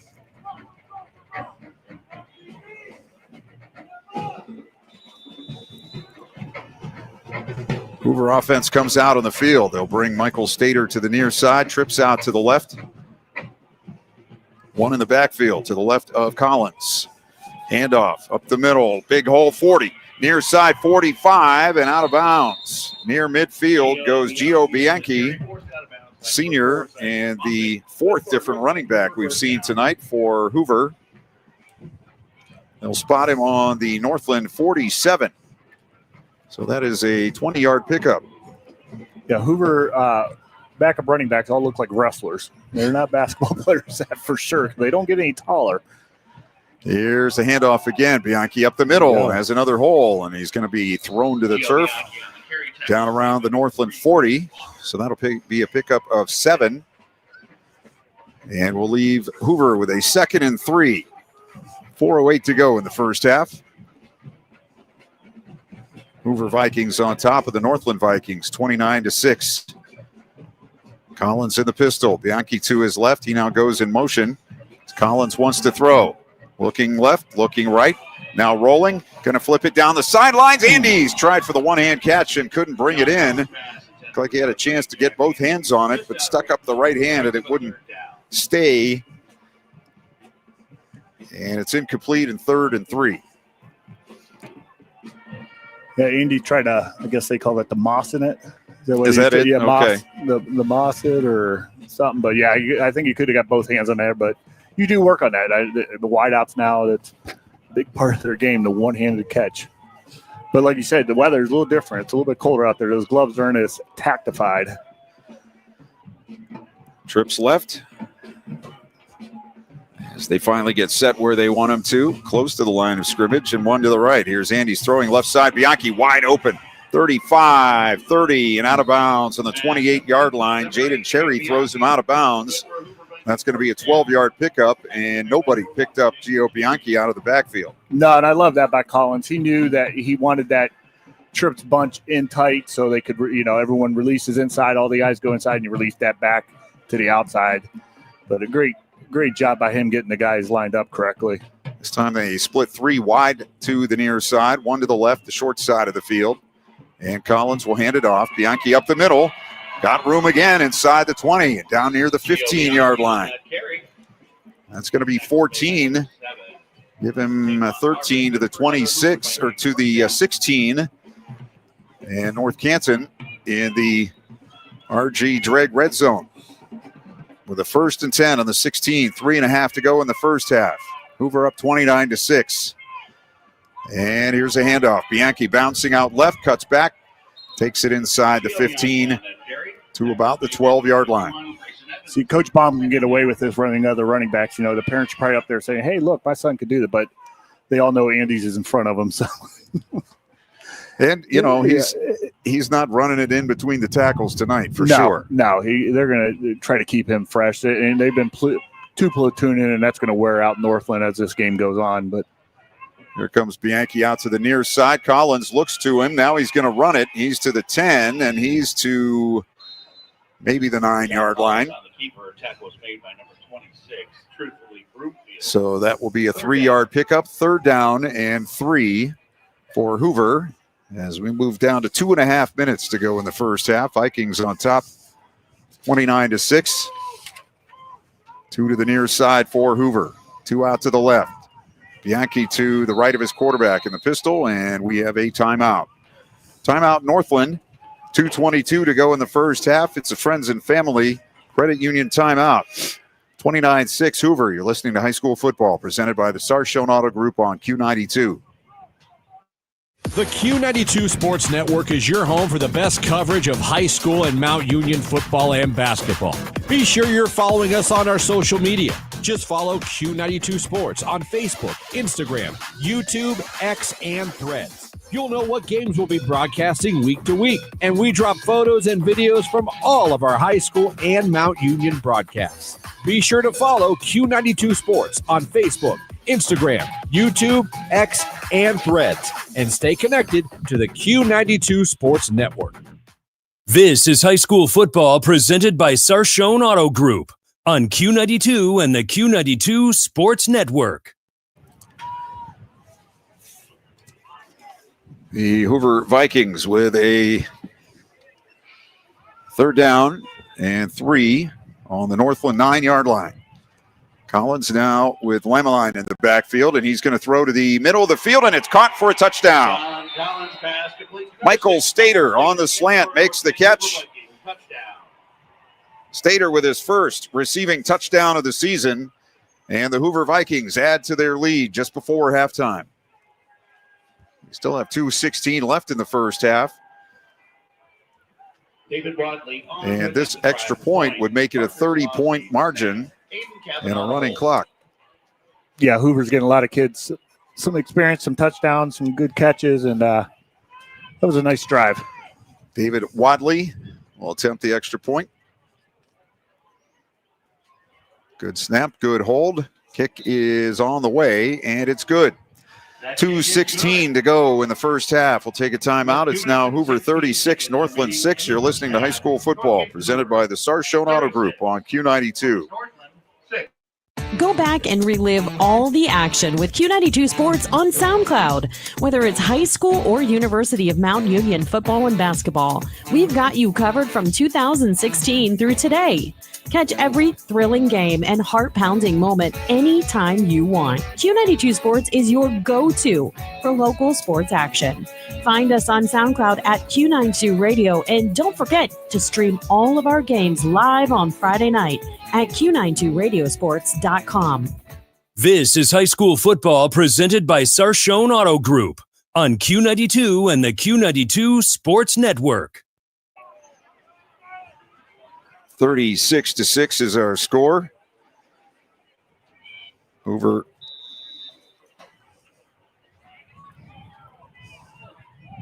well on their way to a first-round playoff victory as the kickoff goes through the receiver's hands and into the end zone, so it's a touchback. Geneva now up on Alliance 26-6.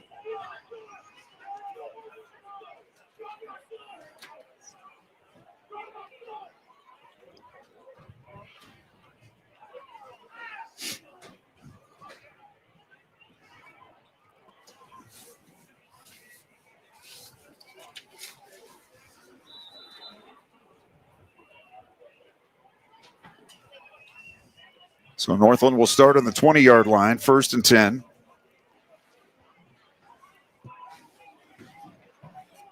And on 1st down, it's going to be a run up the middle, and Bowles is going nowhere. Wrapped up by Ben Burrell. It is no gain on the play. So 2nd and 10 as we tick down to 2 minutes left in the first half. 2nd down and 10.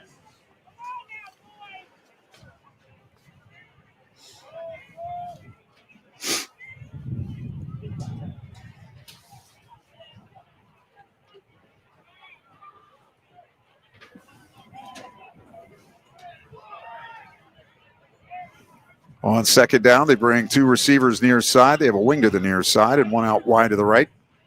Back is Harrison, swings it near side and can't connect with the receiver. The pass was intended for Deontay James. Now we're up on St. John's 28-0.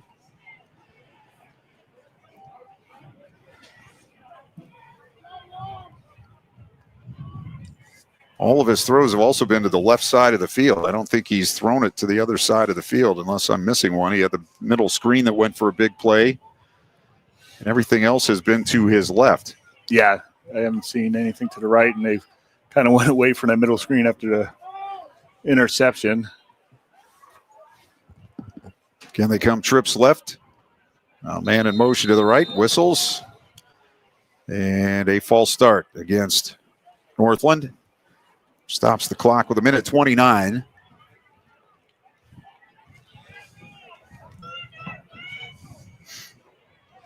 So that'll back them up to the 15-yard line where it will be 3rd and 15. Might be a good time to try it actually right now. Now we're up now at St. John's 28-0.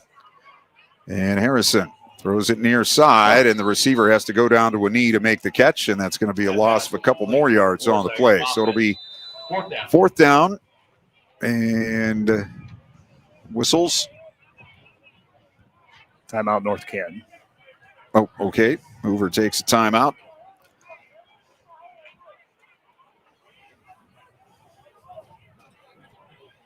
It's a friends and family credit union timeout. Time to bring a friend into the family with Friends and Family Credit Union. So 36-6 for Hoover. And Northland will be in a punting situation again, deep in their own territory, which has not worked out for the Vikings so far tonight. No, their adjustment is just kick it as quick as they can. Their poor up back has been taking a beating now. They're coming right at them.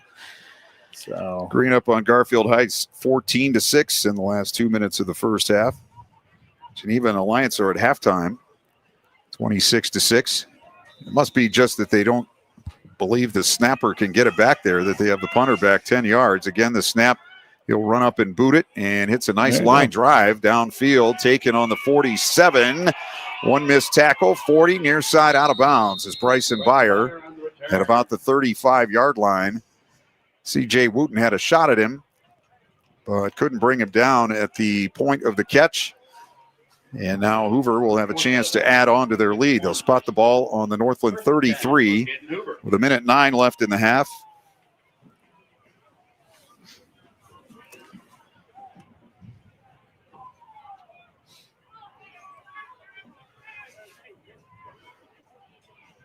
Collins will come on and set up in the pistol. And we'll have Michael Lemeline, the junior running back, to his left, 2 receivers to each side, and Collins back to throw.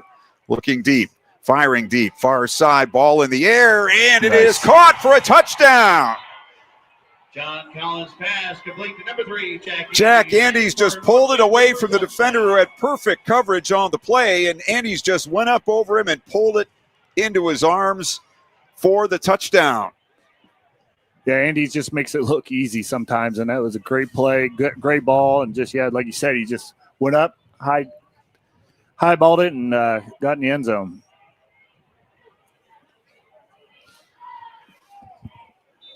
So another extra point attempt.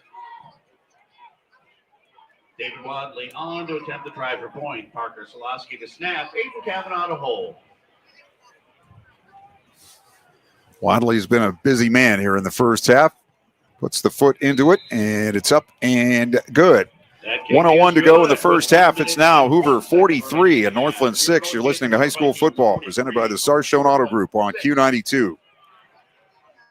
The Q92 Sports Network is your home for the best coverage of high school and Mount Union football and basketball. Be sure you're following us on our social media. Just follow Q92 Sports on Facebook, Instagram, YouTube, X, and Threads. You'll know what games we'll be broadcasting week to week, and we drop photos and videos from all of our high school and Mount Union broadcasts. Be sure to follow Q92 Sports on Facebook, Instagram, YouTube, X, and Threads, and stay connected to the Q92 Sports Network. This is high school football presented by Sarshone Auto Group on Q92 and the Q92 Sports Network.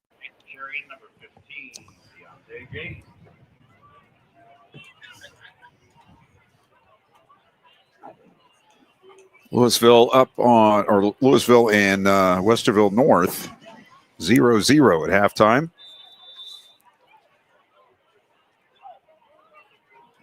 Here is the kickoff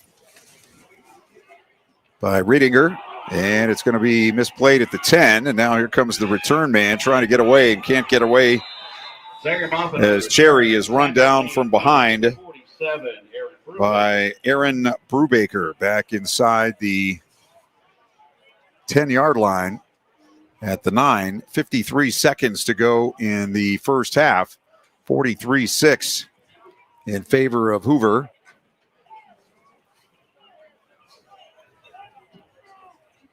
Halftime news coming up, along with the scores of the other games tonight. And next week's matchups as well.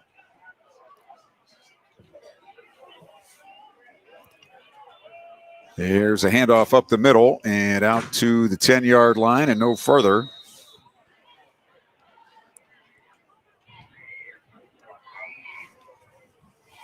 Jaden Cherry with the carry. And one more play should get us to halftime. Second down.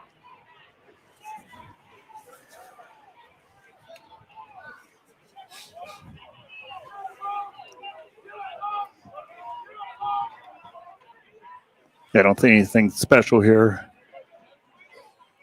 There's a give up the middle and a big hole.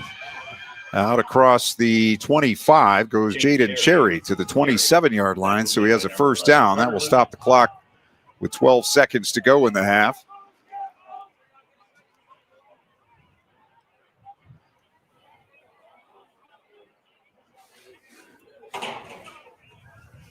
And now the clock will run, and we will go to halftime. So that will be it for the first half from North Canton. After 2 periods of play, it is Hoover 43 and Northland 6. Stay tuned. Halftime news is coming up.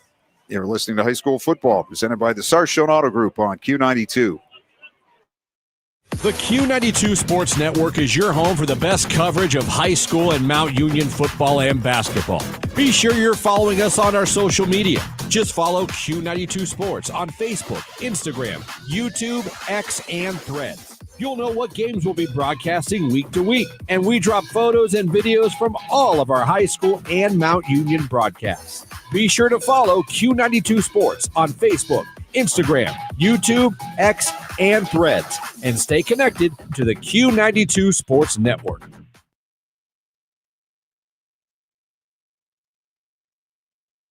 The Q92 Sports Network is your home for the best coverage of high school and Mount Union football and basketball. Be sure you're following us on our social media. Just follow Q92 Sports on Facebook, Instagram, YouTube, X, and Threads. You'll know what games we'll be broadcasting week to week, and we drop photos and videos from all of our high school and Mount Union broadcasts. Be sure to follow Q92 Sports on Facebook, Instagram, YouTube, X, and Threads, and stay connected to the Q92 Sports Network. RG Drag, Stark County's premier career center, offers programs that prepares its students at the high school level for careers and continued education beyond high school. A Upon completion, RG Dreg students have an immediate opportunity to obtain a well-paying job in many exciting career fields. We offer everything from culinary, dental assisting, engineering, sports turf and landscape, welding, and so much more. Contact RG Dreg to find a program and career that's the perfect fit for you. RG Dreg, where careers begin. From the newsroom, I'm Jeff Mears with this halftime edition of Q92 News. A Canton woman has been sentenced for a shooting in Alliance. 26-year-old Kenichia Miller was given 90 days in jail and fined $750 Wednesday after pleading no contest to misdemeanor charges of discharging a firearm near a prohibited premises and aggravated menacing. She received credit for time already served in jail and on house arrest, but could face additional time if she violates good behavior terms over the next year. Police say Miller fired a shot at a woman from a vehicle at North Freedom Avenue and 2nd Street July 21st. A Stark County grand jury declined to indict her on felony charges, including attempted murder, and sent the case back to Alliance Municipal Court. With the government shutdown deepening food insecurity across the region, Bishop David Bonar is calling on parishioners to help feed those in need. The Catholic Diocese of Youngstown has launched a non-perishable food drive running through the end of the year across 6 counties. Donations can be made at local parish pantries or at Catholic Charities and St. Vincent de Paul locations. The State Highway Patrol is investigating a crash that left a bicyclist seriously hurt in Perry Township. Troopers say 32-year-old Timothy Coverdale of Canton was southbound on Whipple Avenue near 11th Street Northwest around 12:20 this morning when he was hit by an SUV. Coverdale was taken to Mercy Hospital. The driver, a 32-year-old woman from Tucson, Arizona, was taken into custody. Troopers believe alcohol may have been a factor. The contract between Metallus and United Steelworkers Local 1123 will be extended a second time. The agreement will now expire January 29th to allow time for more contract talks. Workers last week rejected a tentative agreement announced by negotiators October 3rd. The union represents 1,200 employees at the steelmakers' Canton operations. The contract was to expire in September, but was extended to October 15th so negotiations could continue.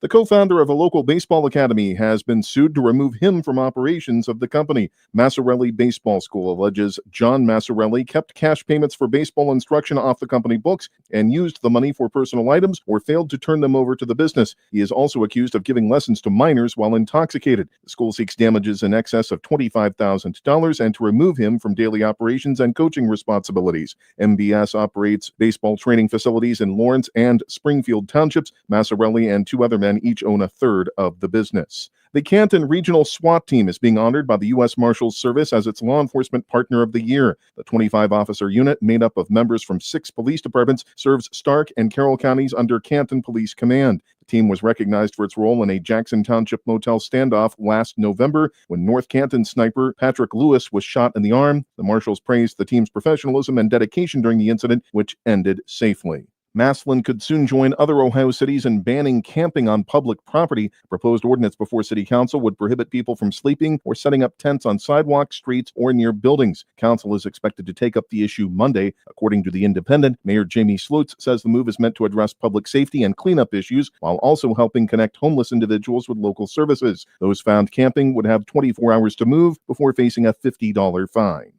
More news after this. The Q92 Sports Network brings you more high school football and basketball games than anyone else, by far. But did you know that you can go back and listen to our broadcast again? Simply go to the Q92 radio page on SoundCloud. We posted the games we broadcast for everyone to go back and relive. We have playlists filled with our high school football broadcasts from 2016 to this season. So go to SoundCloud now, follow Q92 Radio, and listen. And thank you for listening to all of our sports broadcasts of high school football and basketball on the Q92 Sports Network. An Akron man is facing felonious assault charges in connection with a shooting near Kent State University. Police say 19-year-old Jack Massey was arrested after an investigation into a Thursday night incident at Bar Lucci on North Water Street. An officer patrolling the area heard gunfire around 11:30 and rushed to the scene, where a fight had broken out as the bar was being cleared. There were no reports of injuries. A former Columbiana County Corrections officer accused of assaulting 2 inmates will stand trial next year. 27-year-old David Ferguson Grants of Youngstown is facing 2 counts of assault for separate incidents in September 2024 at the county jail, both caught on camera. He allegedly threw a handcuffed inmate to the floor and days later pushed another up a set of steps before pinning him down. Both inmates were treated at Salem Regional Medical Center. The trial, originally set for next week, was postponed after a key witness became unavailable and is now scheduled for March 12th. A driver is dead after a pickup truck slammed into a tree Thursday night in Mahoning County's Jackson Township. Police were called just before 7:30 to Kirk and South Lip Key Roads, where they found the truck off the roadway with heavy front-end damage. Officers confirmed the driver died at the scene. The Mahoning County coroner and Jackson Township police are investigating what caused the wreck. A federal judge has ordered Youngstown Ursuline High School to release the names of 7 students connected to a hazing and sexual misconduct lawsuit. Judge Benita Pearson says the names and contact information must be turned over to attorneys by November 10th, with parents notified first. One lawsuit claims a student was hazed and sexually assaulted during a football team trip in June. Another alleges school officials failed to act on reports that a player harassed and stalked a female student for 2 years. The felonious assault case against Liberty Township trustee Devin Stanley is now on hold after all Trumbull County judges stepped aside, citing conflicts of interest. The Ohio Supreme Court has assigned retired appeals judge Thomas Teodosio to handle the case. Stanley, who also works as a county clerk's official and Girard assistant prosecutor, is accused of assaulting his wife and remains in jail without bond. The 53-year-old's case has been sent to a grand jury to determine if he'll be indicted.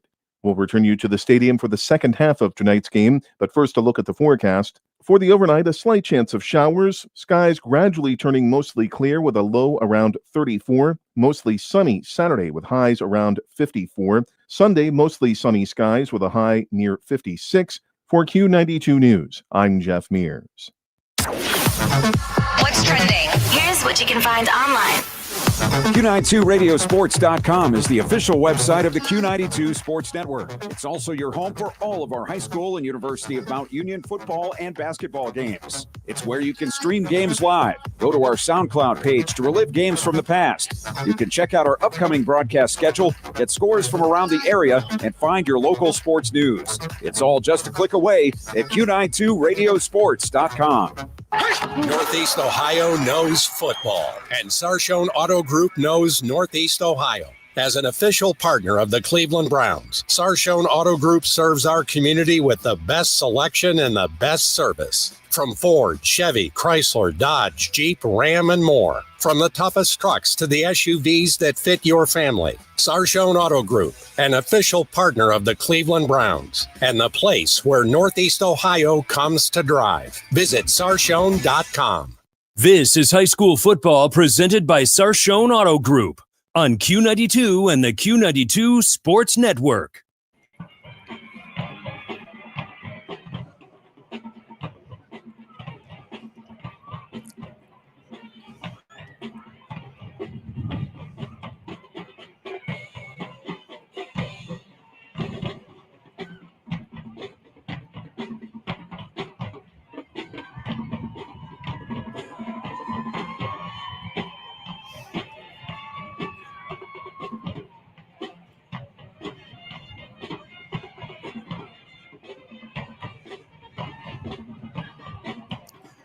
Halftime from North Canton, where the Hoover Vikings lead the Northland Vikings 43-6. And the Northland band entertaining fans on the home side, which is the opposite side from where we are here at Memorial Stadium. And the cheerleaders and dance team all in their Halloween costumes. So happy Halloween, everyone.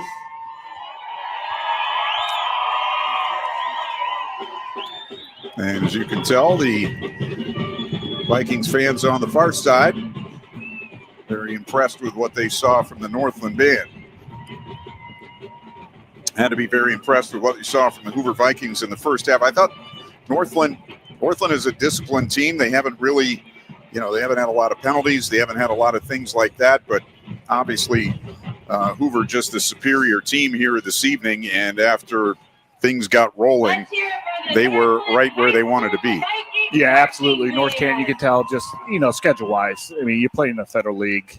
You're going to see top competition week in and week out, and that's obvious. You can tell North Canton's two platooning a lot tonight. A lot of different backs are getting a lot of looks, which is great, keeping people fresh. But, yeah, I've been impressed with Northland. Discipline, like you said, they have a lot of formations, but they just don't get to that second option. They're trying to force it into that first option, and it just doesn't work with a team as good as North Canton.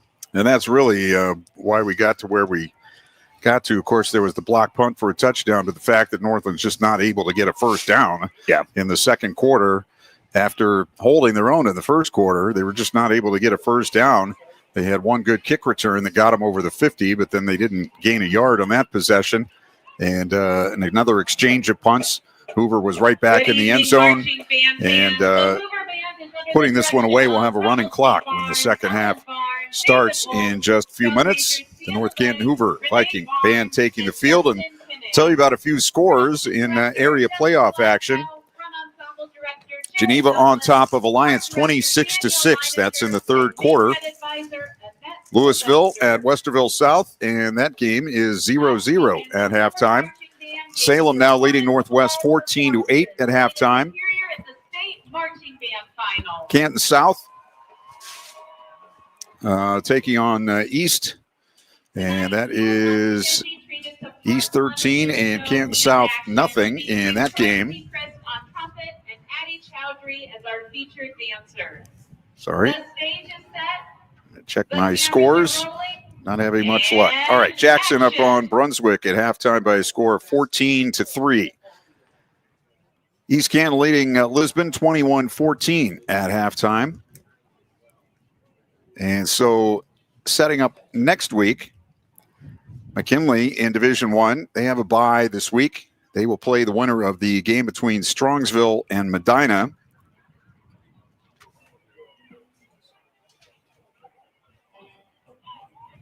And also in Division I, Jackson, if they were to pull off the win tonight, they would be at Mentor next Friday night. For Division II, Lake has a bye this week.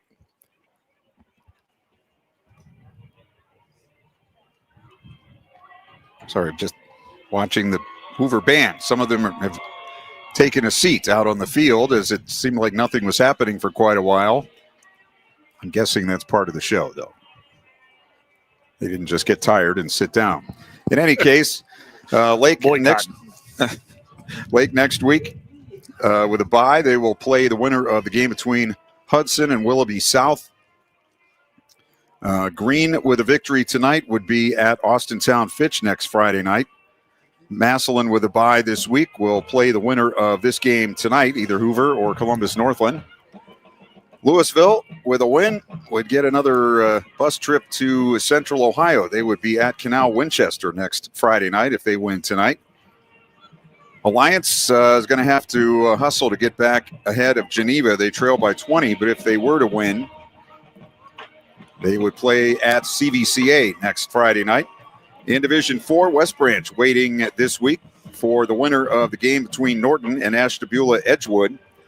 If Canton South were able to pull off a win tonight, they would make another trip, and that would be to Chillicothe Unioto. And in Division VII, Malvern, with a win tonight, would go to Monroeville. And East Canton, with a win tonight, would be at Fairport Harbor. The way they work that out is the 1 seed. In their second round game, they play the winner of the 9 versus 8 game. The 2 plays the 10 versus 7. 3 plays 11 versus 6, and the 4 plays the 12 versus 5 winner in this first year of the 12-team playoff in each region, which we'll have to wait until afterwards to see. But it seems like, for the most part, you're going to have better matchups in the first round and then better matchups in the second round because of what happened in the first round. Yeah, absolutely. And it's kind of keeps you a little bit more suspense, going up to the last week. We were right down the McKinley-Massillon game. If McKinley would have won that game, we would have had Hoover-Louisville tonight. It would have been a different ballgame. So it's nice. I think you don't get the lopsided games. I know we're in one tonight, but that Northland kind of got in because of another situation with the cancellation this year that we've seen a lot of. So yeah, they were playing Columbus Beechcroft last week, and Beechcroft forfeited that game because of something that happened a week prior, where one of their players, I believe, or some of their players had been threatened after a game or outside a game. So they canceled the game for 7 days later, which the OHSAA deemed during that 7-day period would be counted as a loss rather than as a no game. So Northland here in part thanks to that. And they are trailing at halftime 43-6. So let's check out the North Canton High School band.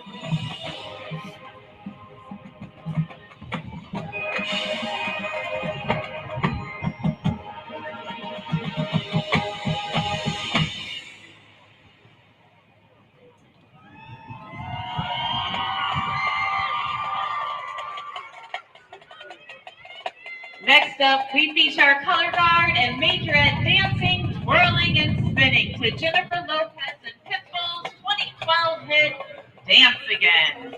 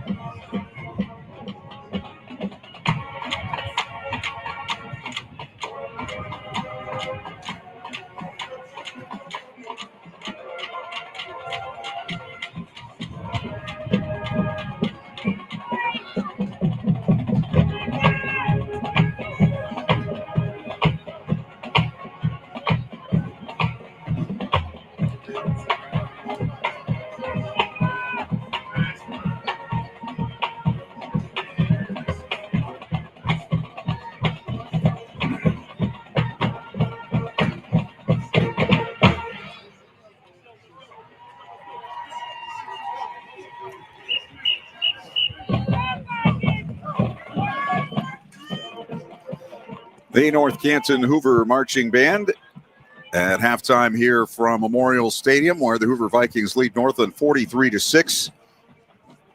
Northland team coming back to their sideline and now going down to the end zone to get warmed up for the second half. We'll have a running clock in the second half. And something we do every week here on the broadcast on Q92. Brian Beatty brings us the scout team players of the week. 2025 Hoover Marching Band. And I'm going to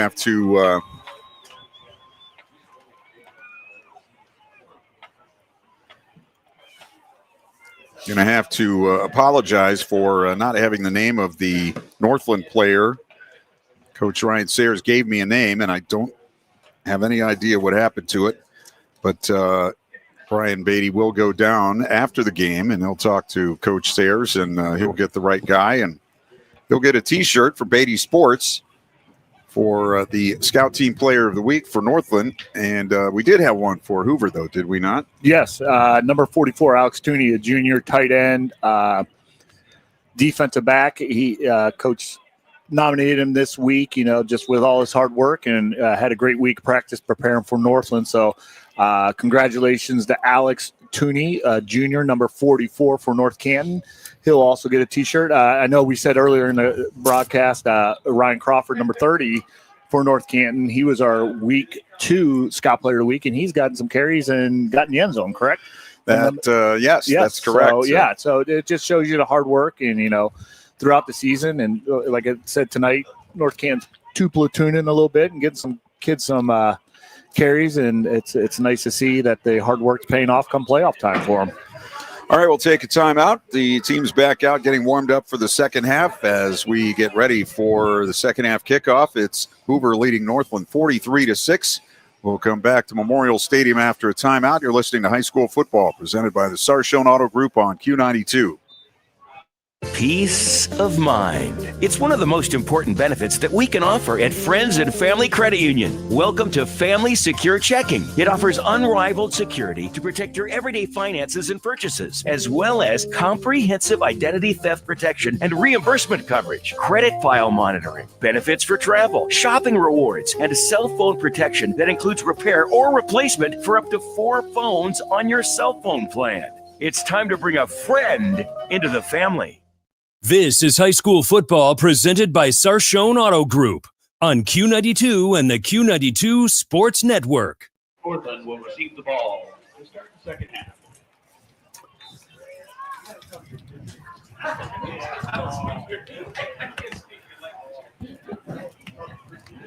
Back here at North Canton as the Hoover Vikings with a 43-6 lead over Columbus Northland. As we get set to start the second half, Northland will get the second half kickoff. And on the last possession before halftime, the Vikings of Northland had Taewon Barber in there at quarterback. It was a running out the clock situation, so they handed off 3 times, but they did have another quarterback in there. So we'll see if they make a change at that position for the second half. But it was a great first half all around for North Canton. They got a touchdown pass from John Collins to Jack Andes, who made a great catch on the pass. They got a touchdown pass to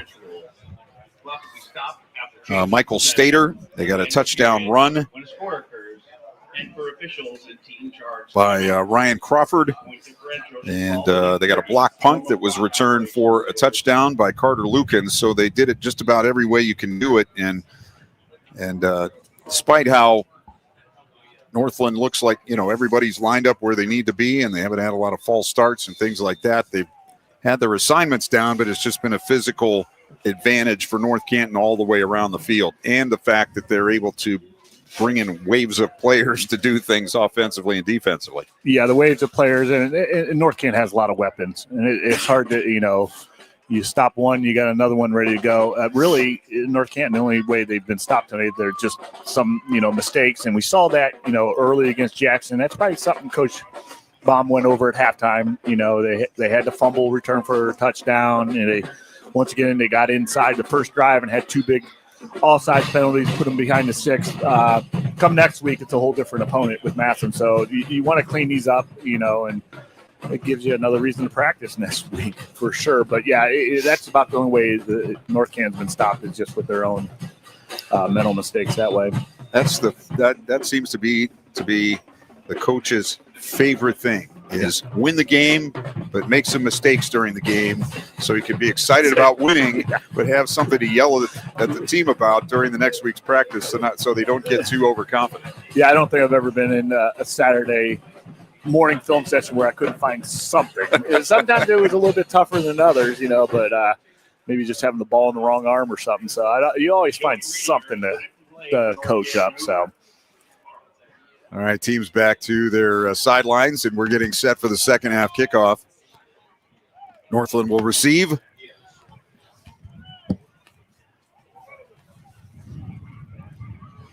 The Hoover Vikings without Jasper Wright, who suffered a knee injury, and so he's going to be gone for the rest of the season. And Brian Baum was telling me about Drake Cooper, who we've seen tonight with the padded helmet on. He told me middle of the week that he had passed the concussion protocol, but he said, how those things go. It might change during the week. He was kind of day to day, but Cooper has been out there tonight as a receiver. And now we are about set to go as the kickoff from Joey Riedinger. It's bunted on the ground and picked up at the 12. And now to the 15, to the 20, to the 22-yard line. And that's where Northland will start, 1st and 10, and we have a running clock here in the second half. The clock will start. It doesn't run during change of possessions, but it will run on the Snap, it will stay that way even if there's an incomplete or an out of bounds. It will stop, I believe, on penalties, certainly on injuries.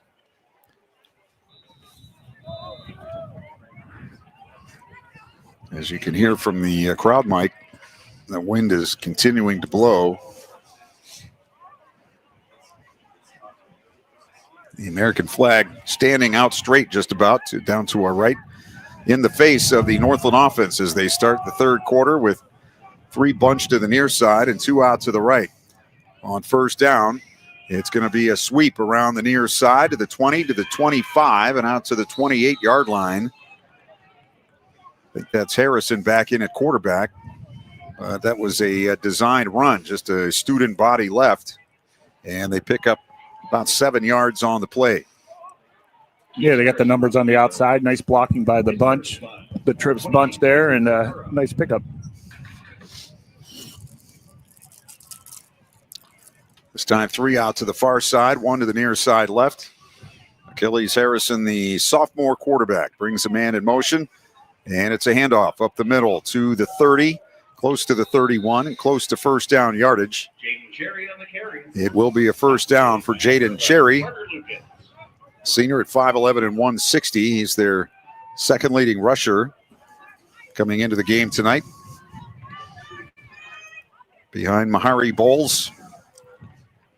Both of those players are seniors. Same formation, 3 out to the right, 1 to the near side. Harrison back to throw. Looks middle, goes deep near side, and the ball up in the air, up for grabs and incomplete. Pass intended for Zaire Moffitt, running down the near sideline, and running stride for stride with him was one of the Hoover defensive backs. For number 4, Zaire Moffitt.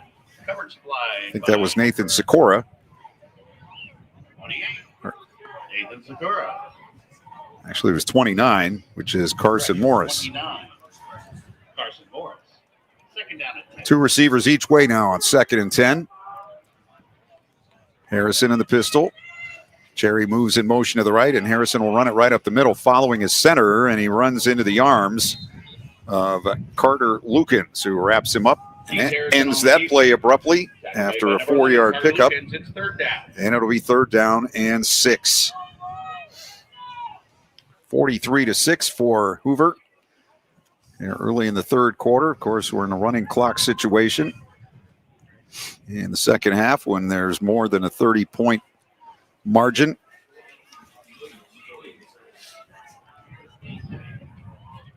Again, 2 receivers each way, 1 back. Harrison back, rush on top of him, but he throws it over the middle, and Cherry had it, and I think Lukens just took it out of his hand. He's running back the other way, and he's going to go down inside the 5-yard line. Pass intercepted by number 11, Carter I thought Lukens. Cherry had the catch, and Lukens just took the ball away from him. Yeah, I think he made a clean catch, and Lucan just ran through and got the ball. There's a flag on the field during the return. Official standing back around the 23-yard line. Lukens went out of bounds around the 2. Interception. Block in the back, number 88. 10-yard penalty, first down. So that'll back them up on the block in the back. And they're going to march it starting on the 23-yard line. So it'll go out to the 33, where it will be 1st and 10 for Hoover. Clock stopped at 8:47 of the third quarter.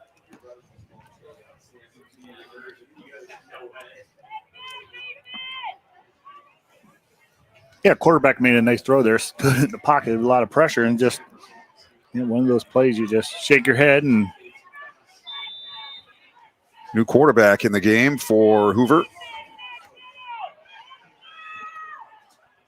And a handoff. Goes to Bianchi up the middle. Big hole 30, 20, and down to about the 12-yard line. Quarterback is Luke Whitaker, a senior. And he hands off there, and they pick up big yardage down inside the 15. So Hoover looking to add on. And they are definitely in looking ahead to next week mode, as Bianchi will get another carry up the middle. Gets into the secondary again, still dragging tacklers. He's very close, but they'll mark him down at the 1-yard line. First and goal, North Canton Hoover. Geneva now up 33-6 on Alliance. Caden Proy for Geneva has runs of 67, 66, and 46 tonight for Geneva. As Bianchi gets it again, this time he's hit in the backfield and he's going to be dropped for a big loss. They'll mark him at the 4, but he was dropped all the way back around the 8 or 9. So they give him progress to the 4. It's still a loss of 3 on the play. 7:35 left in the third. Hoover up 43-6. 3 receivers near side, 1 out to the left. And another handoff. Bouncing outside left and a touchdown for Gio Bianchi. And the Vikings of Hoover on the board again.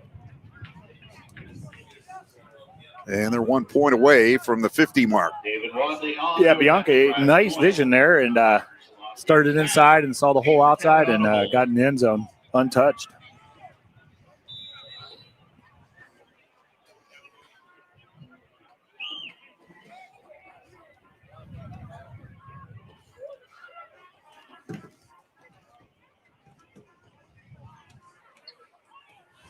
Here's the extra point put up, and it is good by David Wadley. So we'll take a timeout with 6:39 to go in the third quarter. It is now Hoover 50 and Columbus Northland 6. We'll take a timeout. You're listening to High School Football, presented by the Sarshone Auto Group on Q92. Go back and relive all the action with Q92 Sports on SoundCloud. Whether it's high school or University of Mount Union football and basketball, we've got you covered from 2016 through today. Catch every thrilling game and heart-pounding moment anytime you want. Q92 Sports is your go-to for local sports action. Find us on SoundCloud at Q92 Radio, and don't forget to stream all of our games live on Friday night at Q92Radiosports.com. This is high school football presented by Sarshone Auto Group on Q92 and the Q92 Sports Network. Number 15, Deontay James. Gio Bianchi actually with his 3rd touchdown of the season on that carry from 4 yards out. Joey Redinger with the kickoff. And this one he hits high and deep. It will be Cherry at the 4-yard line, right up the middle to the 10. 20, stops, and gets to the 20-yard line. I'll spot him just over the 20 at the 21. So 1st and 10 for Northland. By number 32, Gary D. Parrott. 1st and 10, Columbus Northland.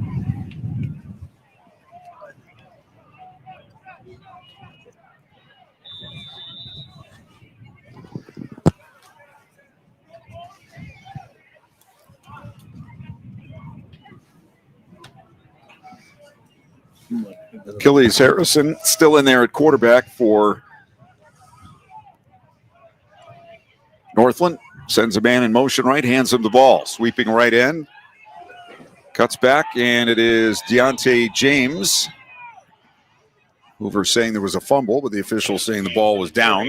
Tackle was made by number 32, Gary Salem now up on Northwest, 21-8 in the third quarter. 2:20 left in the third. So I don't know. Is that a surprise or not? I don't know if it is or not. Yeah, they've been injured. They lost a linebacker, and their quarterback's been really dinged up, and they didn't have a lot of depth. They have had a rough 4 weeks now in a row. Northwest has.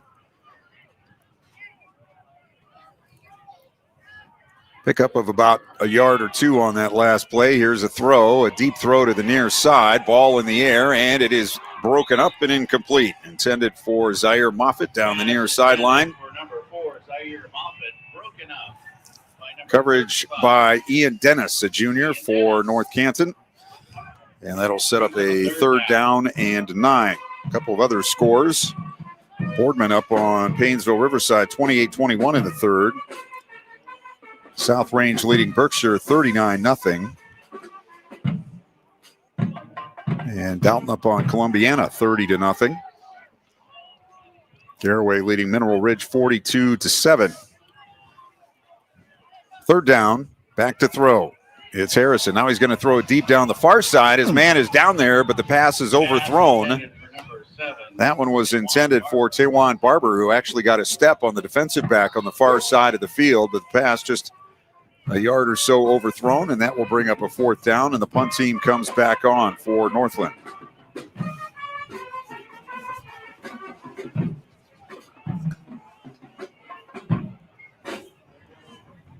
VJ Pinnell is the punter. He had one that almost got blocked that went for 4 yards in the first half, and then he had one that was blocked and returned for a touchdown. One of 7 touchdowns by Hoover tonight. Here's the kick.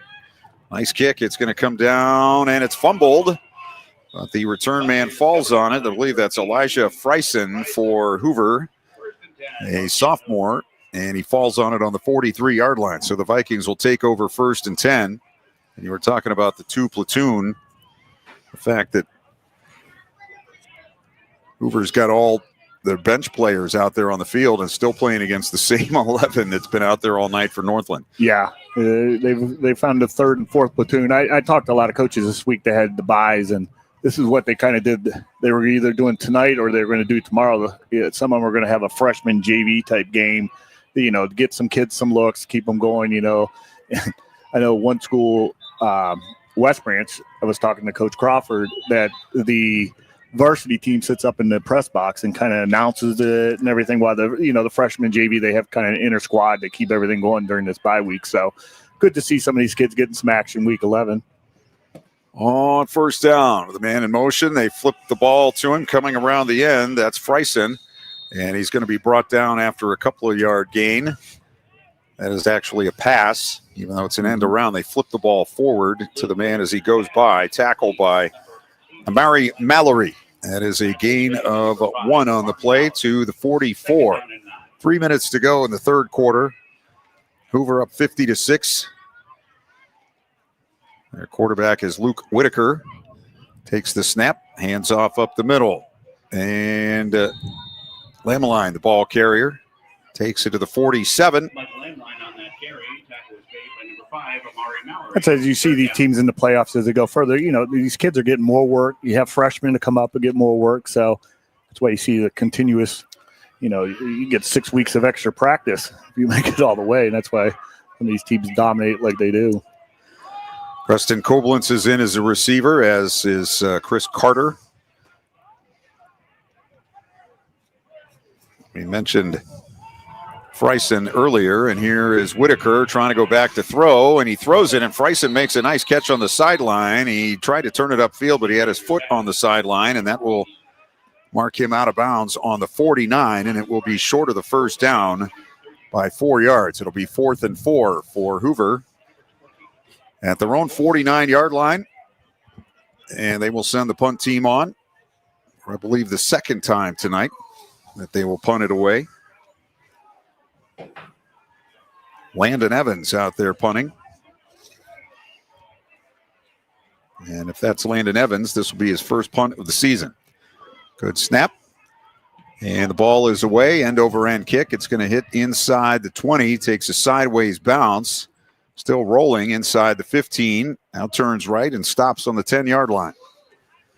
So that's where the Northland Vikings will take over, and also along with their struggles moving the ball, other than the one nice kick return, they've been the 20 or inside on just about every possession since the start of the second quarter. Yeah, they haven't had good field position whatsoever, and they're just trying to find something. The last 2 drives here, they're just kind of throwing the ball, whoever could get there first underneath it, and just one was underthrown, the other one was just too far. So, but I do give them credit. There's, you watch the sideline here, they're still disciplined. The kids aren't messing around. Helmets are still on, and the kids are still fighting hard, and that's great to see. And they're still being coached also. On 1st down, it is a flip on the end around, and around the end goes Amir Abdi, I believe, to the 13, 14-yard line. Looks like one of the Northland linemen struggling maybe with a cramp. Cy Young Howard. He's still in the game. was a 4-yard pickup on the carry by Abdi, senior. Cherry is a senior. Mallory, Barber, Abdi, Deontay James, Bowles a senior. Terrence Barber, so they'll have some people to replace next week as Bowles gets through the line of scrimmage and goes out for a first down to the 23-yard line. Pickup of 9 on the play. They're at 14 seconds, clock running in the third quarter. We'll see if they get another playoff before the quarter ends. They're lining up to try to do that. Harrison takes the snap with 1 on the clock, and they run it up the middle. And they'll get it to the 30 and across to the 31, and that will end the third quarter. So 3 in the books from North Canton. The Hoover Vikings leading Northland by a score of 50-6. We'll come back with quarter number 4 after a timeout. You're listening to High School Football presented by the Sarshone Auto Group on Q92.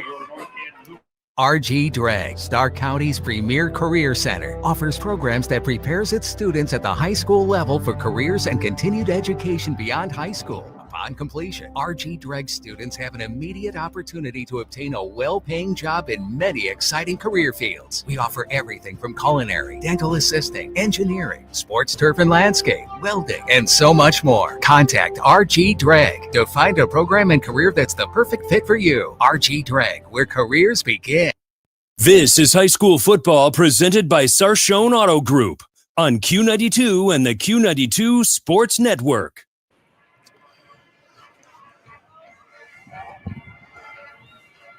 Columbus Northland will have it. 1st and 10 on their own 31. They trail 50-6 as we go to the fourth quarter. End of 3, Salem 21, Northwest 8. Alliance has scored. They trail Geneva now 33-12, late third quarter. And here's the handoff. Bowles up the middle. And he is stood up and dropped by Jackson Gaskell, a senior, at the 34, but it will be a first down. I said it was first down, but that was 2nd and 4, I believe, and they pick up the first down. So it'll be on the 34-yard line. We're in a running clock situation. Northland up to the line of scrimmage with a 1st and 10. This time a back on either side of the quarterback. They'll hand it off, and the Vikings get into the backfield and stop that play for a loss. They have a lot of subs in there on defense. Let's see who got that tackle. That was Seth Dorland, as well as Noah Neal. They have Gaskell out there. They have Ian Dennis on the field. JT Gregory, I believe, is our scout player last week or not long ago. Yeah, yes, he was. Gavin Chaudhry is also in the defensive backfield for Hoover. 2nd down and long. Handoff and another tackle for loss. Jayden Cherry on the carry. Cherry got the handoff, and he got the bad end of that play as the tackle was made by Gary Deeb Perrin. So it'll be 3rd down now and 14 back on the 30-yard line. Northland lining up in a power formation, and so Hoover just sending people hard up the middle, and they've caused losses on the last 2 plays. Now it'll be 3rd and 14. Harrison in the pistol. 1 back, 4 receivers. Rolls near side. Looking, throws to the sideline. It is caught at the 40. Broken tackle, 45, and a fumble. And let's see if it's recovered by Hoover. A Hoover player got it. Let's see if they're going to mark them inbounds or out of bounds. He marks it out of bounds. Marked it out of bounds. The catch was by C.J. Wooten, sophomore, and he is shaken up as he comes off the field. One of the assistant coaches is having to hold him up as he works his way to the near side and to the training table. Made a nice play there, broke a tackle, got down the sideline, had the ball poked away, and it was right along the sideline, and the official ruling it went out of bounds. Yeah, I just don't think he had control of it. He kind of bobbled it right before he stepped out of bounds. I think that was a good call. Here comes Cherry on the give to the near side, and inside the 40 he goes to the 39-yard line. So that's going to be a pickup of about 8 on the play. 8:50 to go in the fourth quarter. Hoover up 50-6, and Northland driving against the Hoover backups on defense. I see. Nope, that is not right. Let's see.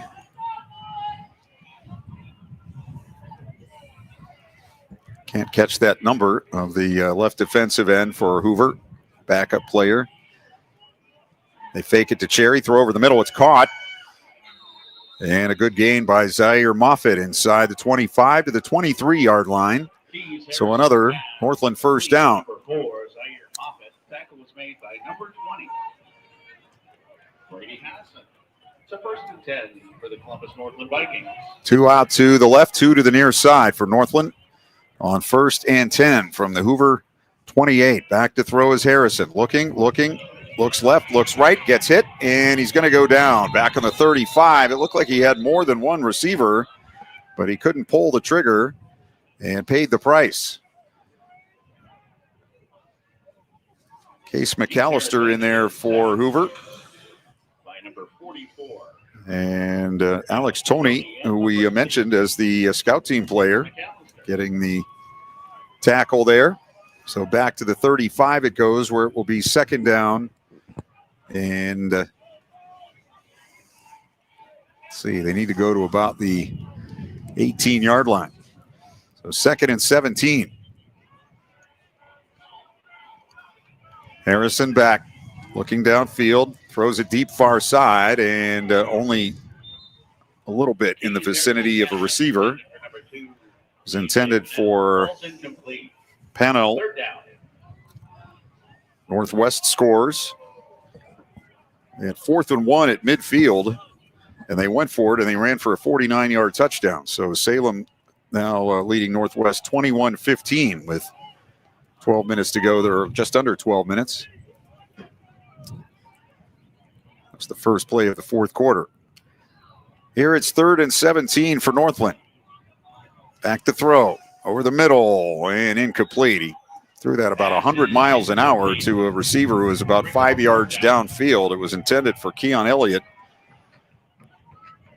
And the pass goes incomplete, so it'll be 4th and 17. The offense stays on the field for Northland as we are halfway through this fourth quarter. And we have news of apparently a fight at the Jackson-Brunswick game. And 7 players were asked to leave. Polar Bears leading there 17-3. A couple of 5-5 teams going at it. Here's a long pass down the left side going for Cherry. Trying to run under it, but it's incomplete. And second half passing game has kind of been just chuck it and hope for Northland. And they've not connected on one yet.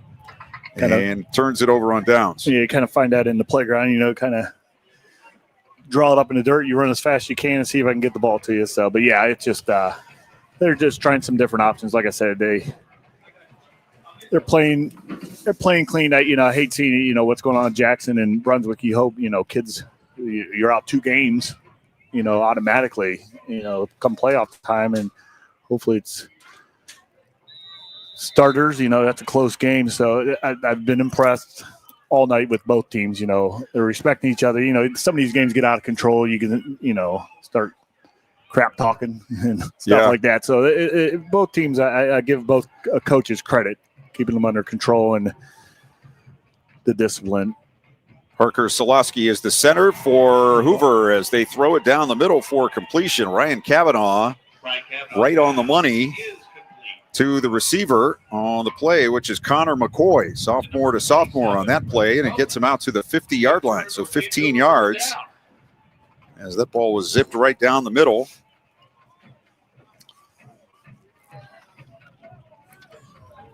Trips near side, 1 out to the right for Hoover from the 50. 1st and 10 with 4:50 to go. Here's a run up the middle. That's Crawford, and nearly got away from the tackler, but he's finally wrestled down just inside the 45, so a 5-yard pickup on that play. 26, originally Broomfield.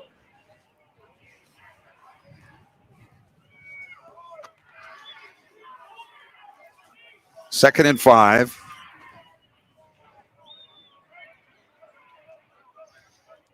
Hoover led 14-0 when Northland returned a fumble for a touchdown, about 50 yards, and it was 14-6, but it's been all Hoover since then. Here's a give to Crawford. Bounces outside to the left, has a first down into the 39-yard line for 6 more yards. So people putting up some impressive numbers for Hoover tonight. Good running by Crawford, good running by Bianchi. Michael Lameline also with some good rushing yards. I'm looking at the back of Northland's jersey. It looks like they have the word family. I just Yes. noticed that. Yes, they do. That's great to see. 2 receivers bunched near side, 2 wide to the right. It's Crawford again. Sidesteps a man in the backfield, now powering his way forward to the 37 for a couple of yards. You might have something there with the wrestling angle that you used earlier. Yeah. These guys are not big, but they have a lot of strength. Well, I know for a fact, Ryan, when we gave it to him, Coach said he was an offensive lineman, defensive lineman. Yes. And of course, I'm looking at T-shirt sizes, double X, 3X, and I look, and he wrestles 145. So, and he's been moved to running back now too, which is even more impressed. You don't usually see the defensive or offensive lineman move the running back unless you're a fullback. 2nd and 10, and it's a pitch forward. Around the end goes Elijah Freisen, trying to get to the corner, and he's forced out of bounds on the far side of the field at the 32-yard line. Forced out of bounds by number 9, L.A.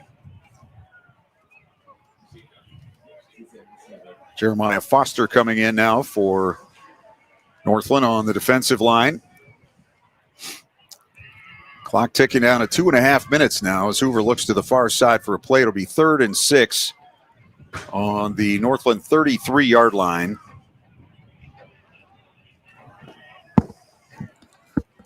Kavanaugh, the quarterback. Hands off to Crawford, up the middle, and gets wrapped up around the leg and can't get away. Ryan Crawford on that carry, brought down by number And 11. he's brought down on the 29, but that will be a first down. James Keys was trying to hobble off the field for Northland. They sent him back, and now he's coming off. He's replaced by Terrence Barber. He's only a freshman coming off. 1st and 10, Hoover on the 29-yard line. 1 out to the right, 3 to the near side. And Crawford, the junior, to the left of his quarterback. Different to back. And this time it's a fake. Kavanaugh running to the left, and he's going to take it into the 27, maybe the 26. They'll blow the whistle. JT Gregory is the running back. Kavanaugh on the keeper. And now 3 more new ones come in for the Hoover Vikings. 4, actually, as we're down to a minute to go.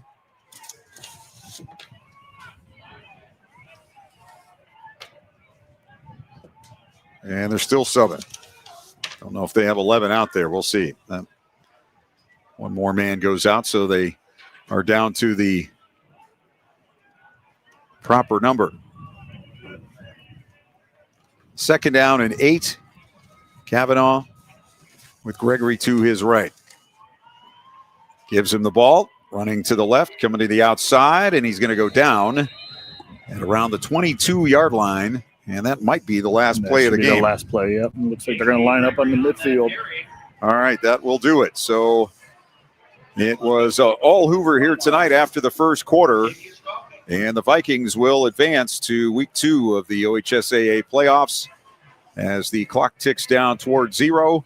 And the teams get ready for the handshakes at midfield. And our final score tonight from Hoover, the Vikings 50 and the Northland Vikings 6. We'll come back to wrap it up after a timeout. You're listening to High School Football presented by the Sarshone Auto Group on Q92.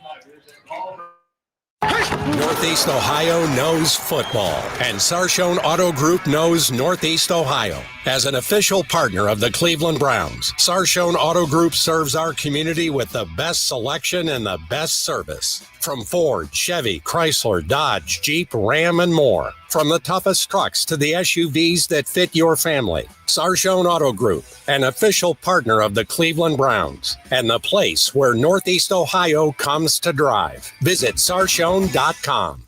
The Q92 Sports Network is your home for the best coverage of high school and Mount Union football and basketball. Be sure you're following us on our social media. Just follow Q92 Sports on Facebook, Instagram, YouTube, X, and Threads. You'll know what games we'll be broadcasting week to week, and we drop photos and videos from all of our high school and Mount Union broadcasts. Be sure to follow Q92 Sports on Facebook, Instagram, YouTube, X, and Threads, and stay connected to the Q92 Sports Network. This is high school football presented by Sarshone Auto Group on Q92 and the Q92 Sports Network. Well, the Hoover Vikings make quick work of the Northland Vikings tonight to go to 9-2 on the season. Northland finishes up 7-4. Hoover led 14-0. Northland picked up a John Collins fumble, ran it back for a touchdown to make it 14-6, but 36 straight points for Hoover.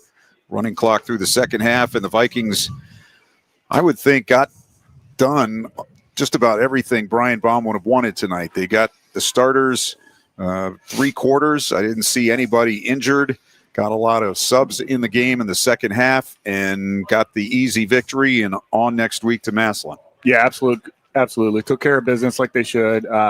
Just watching them address the team, you could tell, they're going to focus in on their next opponent and be ready to go. They know who they have, and it'll be a great matchup. I'm looking forward to that game next week, watching, or if we're doing it or not. But, yeah, it's going to be a great ball game. All right, other scores, Jackson leading Brunswick 17-10 late in the third. Westerville South leading Louisville 7-3. That's late in that game. And East Canton leading Lisbon 21-14, Salem 21, Northwest 15, Geneva 33, Alliance 12. And let's see if we have anything else on the scoreboard. East leading Canton South 37-14. East Canton over Lisbon, and this one ends up with North Canton beating Columbus Northland by a score of 50-6. So the Vikings next week will be at Paul Brown Tiger Stadium to take on the Massillon Tigers in what should be a good one.